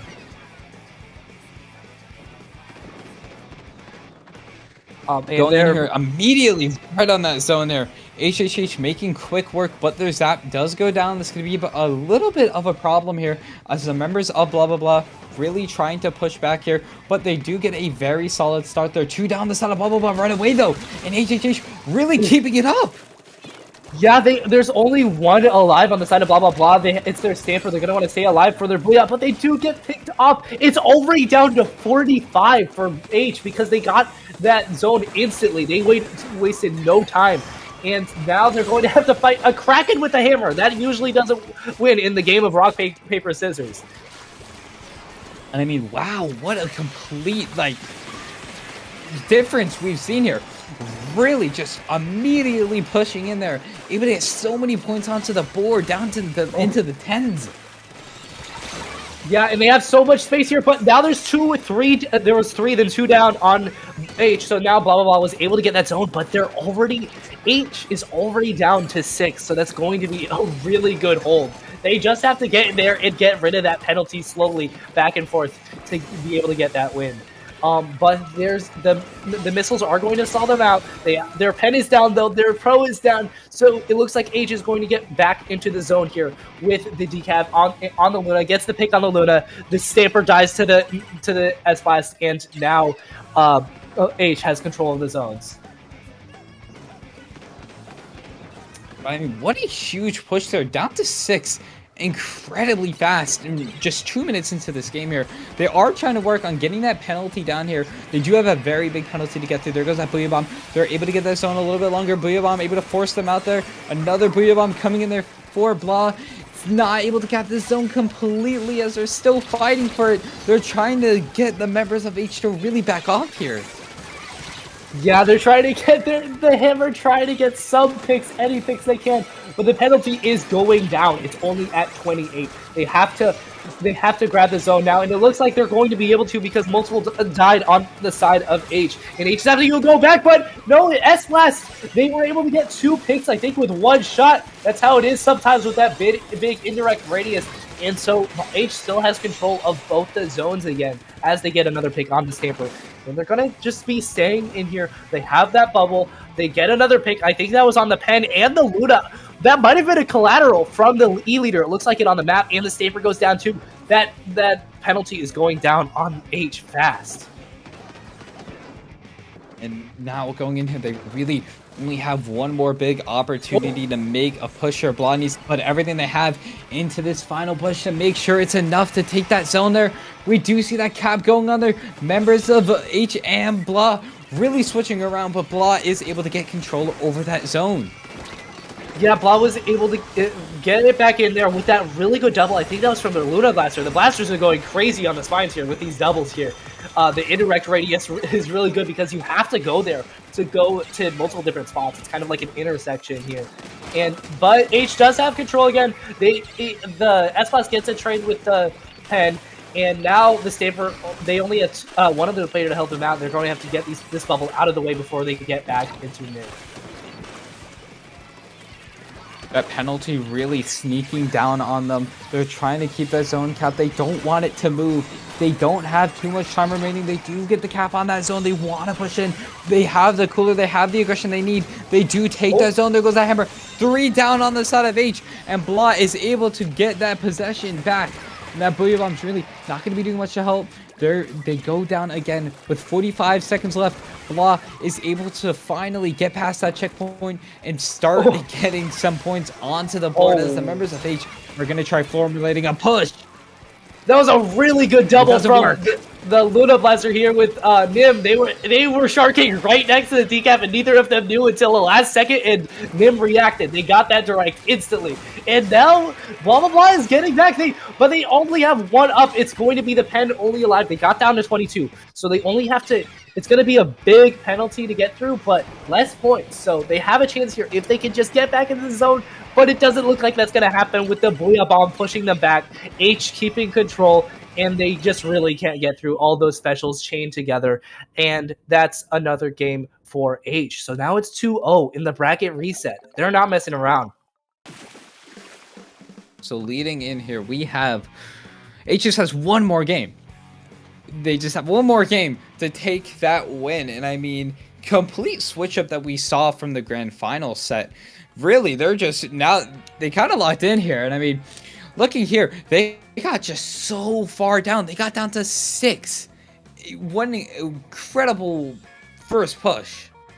Yeah, like all the way down to 6 on the first push. That's definitely something. It's really scary on the mental when another team goes that far on any mode really right away. So that was definitely something that Blah Blah Blah was going to get over. They were slowly trying to get more and more points, but they didn't have enough time. They weren't able to hold it in that last push. But they got down to 22. So it was still a lot closer of a game than that last one, I think. I mean, wow. And honestly, I mean, we've seen these past 2 matches how H has just been incredibly on it. I mean, even during the grand final set, they were able to capitalize very well.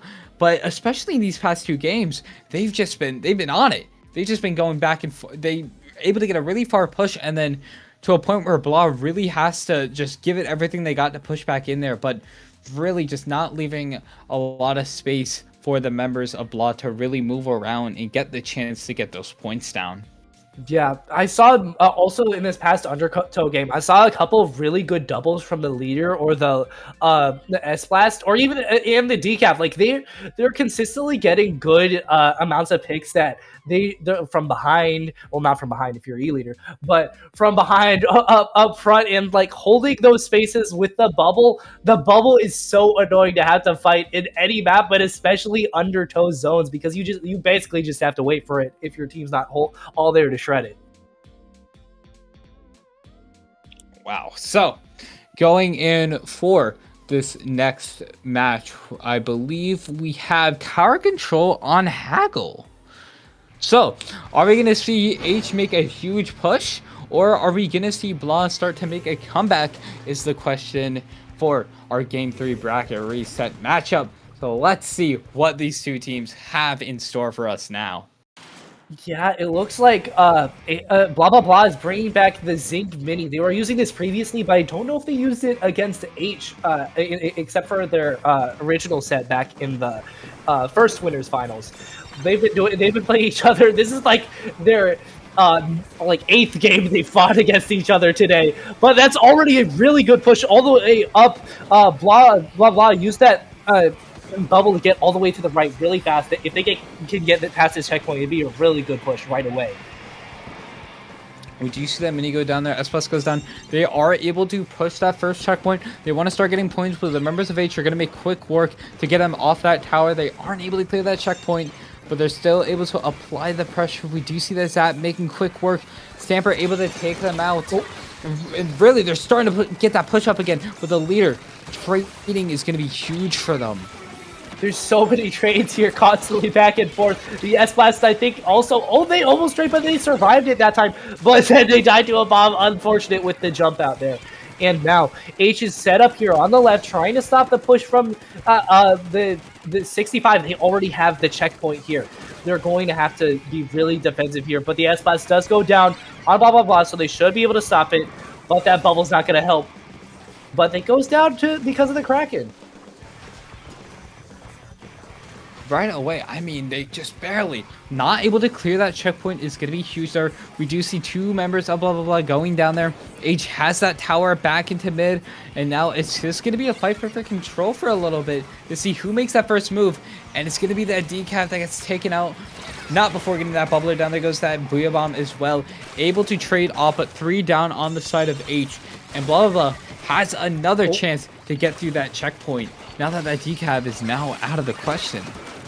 Yeah, the Stamper and S-Blast are comboing here really well on the stairs. They're trying to keep control past where they need to have the tower, which is really good because then if you get picked off, they still have enough. The people at the tower still have enough to still push, and they do get past that first checkpoint. They get the Zipcaster out, but there's 2 down on blah blah blah, so they might be stopped here. But that's a double from the I think that was the NZAP here.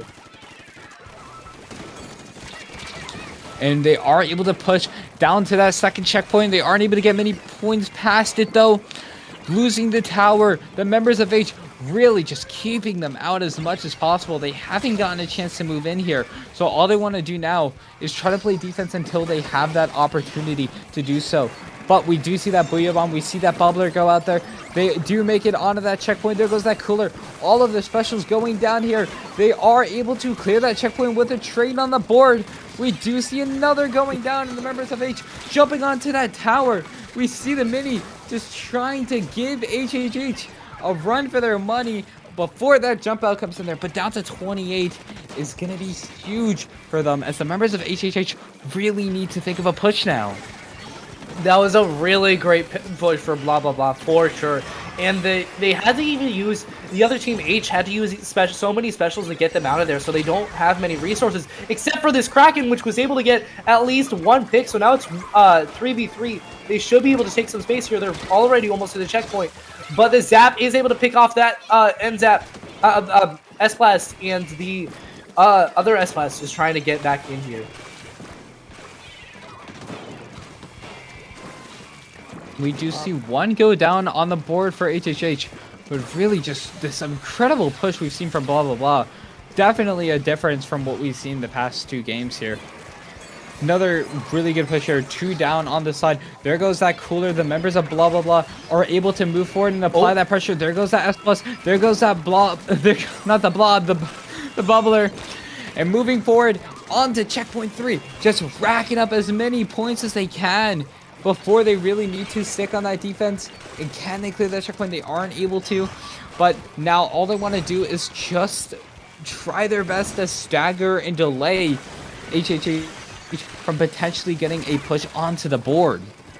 Yeah, they were able to push so far here. Really, they just have to stall it on the right here, and they're doing pretty well because they can hold that top right really well now that they don't have to wait for either of the checkpoints. They can just hop back on and off of tower just to get picks and hold it there. If they're just gonna push for the KO, because anyways, there's not time to, but might as well get it as far away from their base as possible, so it's harder for H to even get a push here. And H is still 3 down. I think it was only 1 player alive. There's a bubble on the side of blah blah blah that's stopping them from getting on the tower, and there's 1 on tower, and that's a wipeout. So that's the first game for blah blah blah. So now it is 2-1. They brought it back with that game a lot. I mean, completely opposite from what we saw the last 2 games there. I mean, HHH was really on it. They had all the offensive sides that they needed. And basically, it was just everything reversed. Now, blah, blah, blah was able to just keep up that offense. And they did not let HHH push once during that entire game. And even though it was a standstill for a while past that first checkpoint, blah, blah, blah was able to clear it and apply so much non-stop pressure. And it really did not allow HHH to push in once throughout this entire game.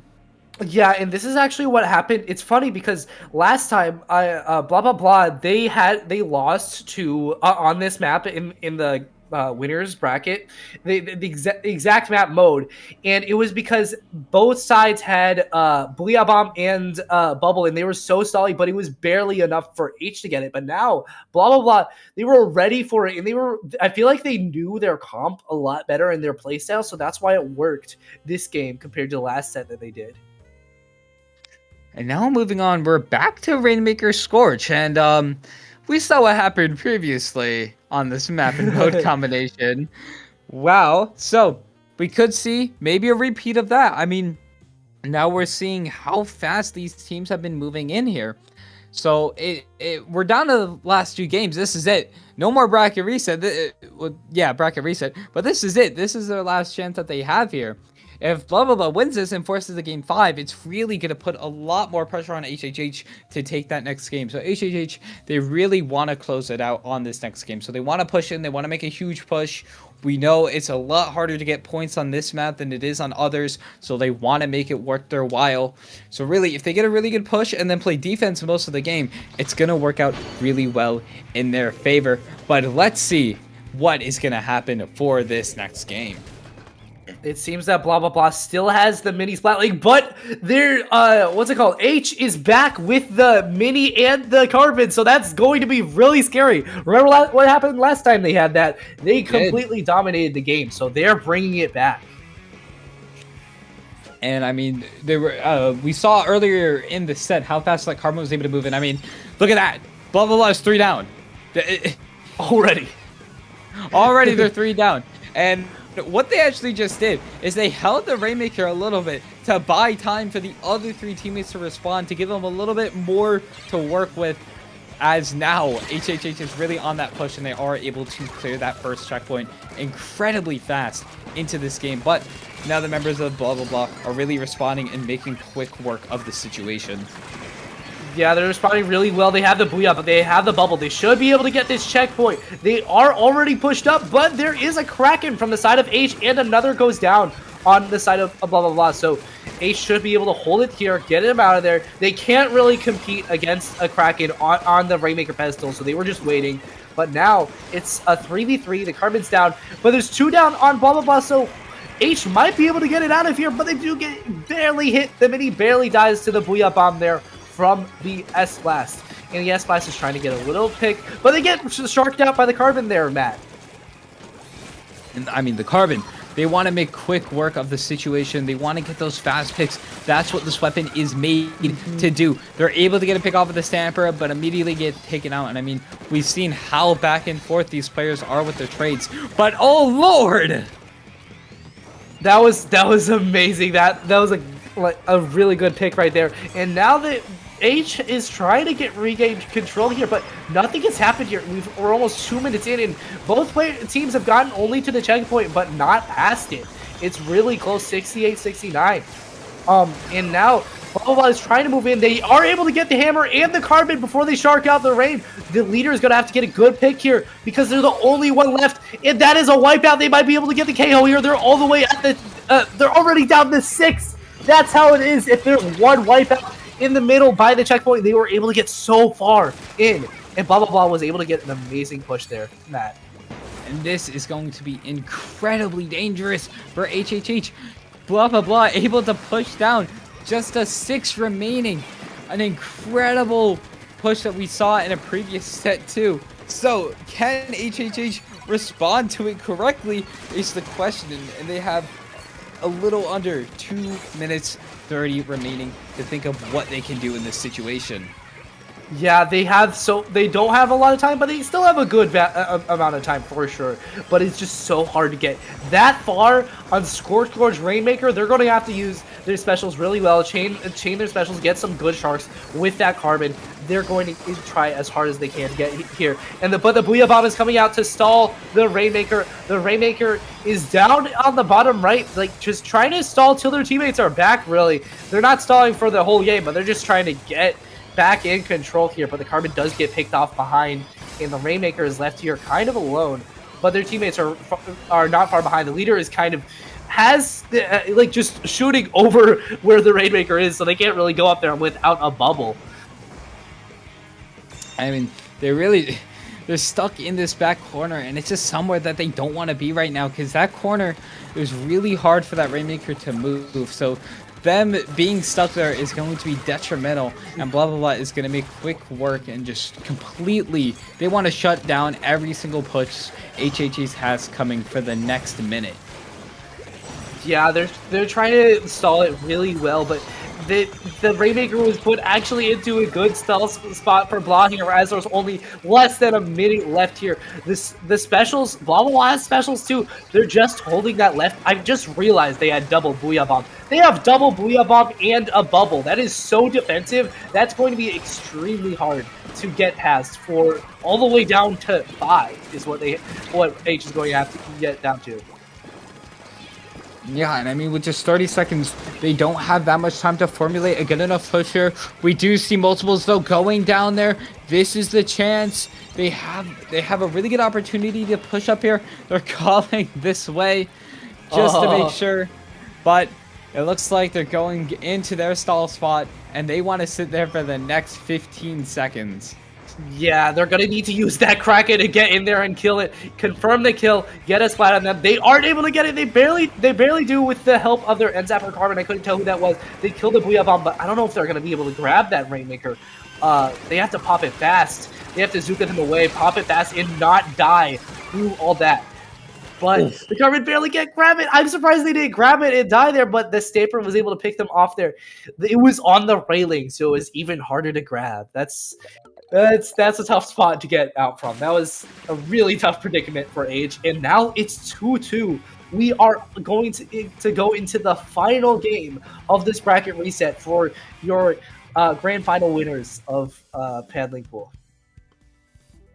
I mean, this is something we don't see very often, a 2-2 on the bracket reset. We just have one game remaining. But looking back here, I mean, at first we saw HHH, they were able to make that first push. They were able to clear that checkpoint. But even just after that, Blah Blah Blah was able to make such quick work with that wipeout. Able to push all the way down to 6 before being taken out was just detrimental and really scored them the next game. And now they just have one more match remaining before the end of it. Yeah, Blah Blah Blah. I feel like they have control here. They were able to get that bracket reset 3-1. So I think their confidence is back after adjusting to the comps of the Carbon and Mini. So it's going to be, I don't know, maybe H is going to, I don't know if H is going to try with the Carbon Mini again, or if they're going to swap to something else, because the Carbon didn't do so well on this map. I think it was just because it was a more open map. It might not have been the best for Carbon compared to the last one they used, which was on Inkblot Art Academy, I think was the last time we saw the Carbon and Mini, yeah. Yeah, so going into this, we started on Clams and we're ending on Clams.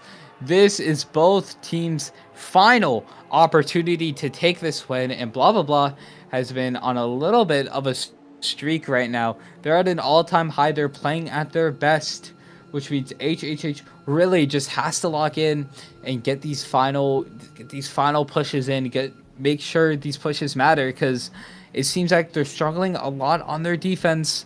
They have great offense, but they really need to worry about these pushes, because Blah Blah Blah is very strong when it comes to that. So they need to make sure their defense is top game if they don't want to lose this potential win for them. Yeah, and the defense is going to be pretty tough on Clam's Umami, because the Clam baskets are not too far away from mid here. It's going to be, they still have the Mini and Carbon, which I think personally is a good choice, because the Carbon is very scary on this map for sure. And the team of Blah Blah Blah, they're keeping their comp consistent. They're using the Mini. Ever since they swapped back to the Mini Zinc, that has been working for them. They got two more wins here, and they have really good bubbles and really good defensive specials to get pushes here. And immediately pushing, and we see that Hammer trying to make quick work, but it's not going to be enough here.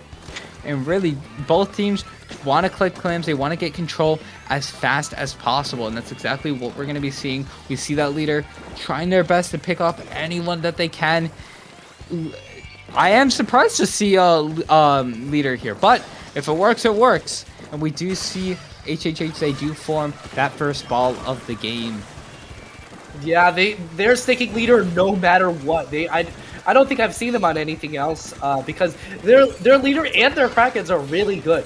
And now they're blah blah blah is pushing up with the bubble. They got to pick on the carbon so they don't have to worry about behind them. They have a Booyah Bomb for push, but there is a hammer coming out, so I don't know if they barely missed the jump there, so they can't get that super slam in quite so easily as H is trying to stop them. Just paint it out, you scare them with the leader, and it's working. It's hard to get in there without any specials when you have to deal with so much paint and the leader at the same time.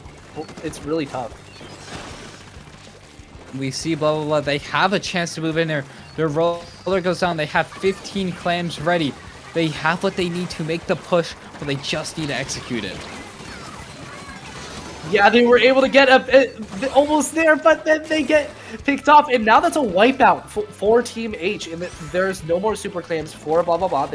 But H has to paint the mid first, and the leader was the first one up, so they weren't able to paint up super far. So it is just a battle at mid. One goes down on blah, one goes down on H. It's back and forth. The Kraken, I think, is going for a super clam jump, but they might not be able to get that if the midi splats them out really quick.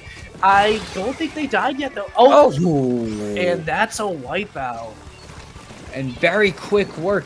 They try to push him, but no, they get stopped just in time. And we're just halfway through the game, and we've seen so many close calls to get potential pushes just to get shut down last minute. Yeah, every push is so close, but so far. Like missing the jump or barely getting wiped out. It's so tough on this map. I thought it was going to be really... Wait, they were able to get that super clam, and that's the first push for blah blah blah for anybody. They were able to get it all the way down to 65. They're already pushing 53 points now, and they have Booyah. They have a stall, but it's only a couple players left. They have a couple more clams though, so they're gonna get it all the way down to 47. I think that's the end of the push, but that was a really good first push, especially after so many stalling ones for blah blah blah. Yeah, they try to push up right away. The carbon just a little bit overextended. Blah, blah, blah. Able to take them out. They want to try to get this mid spot back, but it's going to be hard to do that with that hammer in the way here. But we do see that S-Plus going down there. HHH, they have a chance. They want to take mid as fast as possible. The members of blah, blah, blah, they have their cooler ready, and so does H, as they really want to make quick work. They have claims that they need. They have the pity if they do need it. But really, the members of blah, blah, blah responding to their push perfectly. But no, they're 3 down. And this is HHH's chance to really push back in here. The jump. We do see the jump in with that pity, and they are able to start the score. That toxic mist is stopping them from getting much farther, except for they do get some more claims in. They just have to regroup a little bit and get a little more claims. I don't think they're going to keep pushing in there because they didn't have enough claims, except for the mini here. The mini does trade with the Stamper. The blah, blah, blah is trying to hold mid. They were able to stop them at 68, so it's not like a massive push, but it's not a small one, that's for sure. They're able to, that's definitely going to help H if they get another push in. Now with just 45 seconds remaining, blah, blah, blah, they have control over mid. It's looking promising for them. These trades are going to matter more for blah, blah, blah. It's not going to help H that much. They really need to push in. They want to get as much as possible. Their zap goes down. That's going to be it for cooler for blah, blah, blah. Now, we do see that Stamper trying to just throw the members of HHH off. They need to collect their claims. They have the claims. They need to push. Yes, let's go down there. And the Kraken takes out another. And this is their chance. With 15 seconds left, HHH has the potential to come back for another push. Yeah, they got to go up fast here, but one does go down. Their mini goes down, so that means they won't have their hammer just yet. Actually, they still do because they had cooler. So the mini is going to put a bubble here, but it does get hammered. Oh, but they do pick off the hammer really fast. That's why mini is so good into hammer. They're able to get them really fast. And now they're trying to inch forward with this super clam, but they're being watched so hard by this Stamper. The leader trying to get to the super clam there. They barely can't. They get picked off, and that's a wipeout. And that is a wipeout for Team blah, blah, blah, and they are able to hold it off and get that 3-2 win and take all the paddling pool in your grand finals. That was an incredibly close set. It's been a while since I've seen a set that close, but I mean, going from 3-1 in winners finals, 3-1 in grand finals and then having a 3-2 bracket reset to close it out. Just an incredible performance from both of these teams, really all giving it their best shot here. And I mean, for a while, it was just such a low-scoring game. It took a while for both of these teams to really get the chance to push in. Yeah, honestly, at this point, if these are full teams, I wouldn't be surprised if they tried to scrim each other, because they should, because they were really closely matched and it was really close sets every single game. But in the end, blah blah blah was able to take it. They were able to adapt to the comps because Age kept trying to change comps and it was working for a bit, but blah blah blah just had to learn their strategies, and they were able to. It was really close, but they were able to take the final game in the end. And yeah, that was just some really great sets. I'm glad to have seen all three of them. I mean, honestly, I was thinking about it. You said scrim. I was thinking about it in my head. I was like, we're not commentating a tournament. We're commentating a scrim right now. Yeah. That was my thought process going through. I mean, both of these teams really just went back and back. But I mean, in the end, HHH, they had that opportunity, but they just couldn't exactly falter that push in. And blah, blah, blah takes paddling pool number 353 and closes out that set. And that is it. That was really exciting. I'm so glad that was really great. Also, 13 matches, by the way. Because the 3-1 and the 3-1, then a 2-3. 13 matches to get 2 teams. You guys got to see all those live on stream. Those were really great. Some really fun matches to watch. I'm glad those were streamed for sure. And with that being said, this is the end of Paddling Pool 353. So, Droid, where can they find you other than the fact that it's right below your character? You can find me at Splatdroid on YouTube, Blue Sky, and now TikTok. I've been on TikTok a bit at SplatDroidYT on TikTok. Where can they find you, Matt? You can find me pretty much everywhere at Matthew Mega. I'm back on the mic. Once my Wi-Fi problems get fixed, this was a test run. So you will see me back very soon for Paddling Pool and even Triton Cup going forward. So yeah. So that's going to be the end of Paddling Pool 353. Shout out Joe Ryan for streaming and having this amazing background every single time I'm on set. This is just an amazing sight to see. So thank you all for stopping by for this amazing tournament, and we will see you all in 2 days.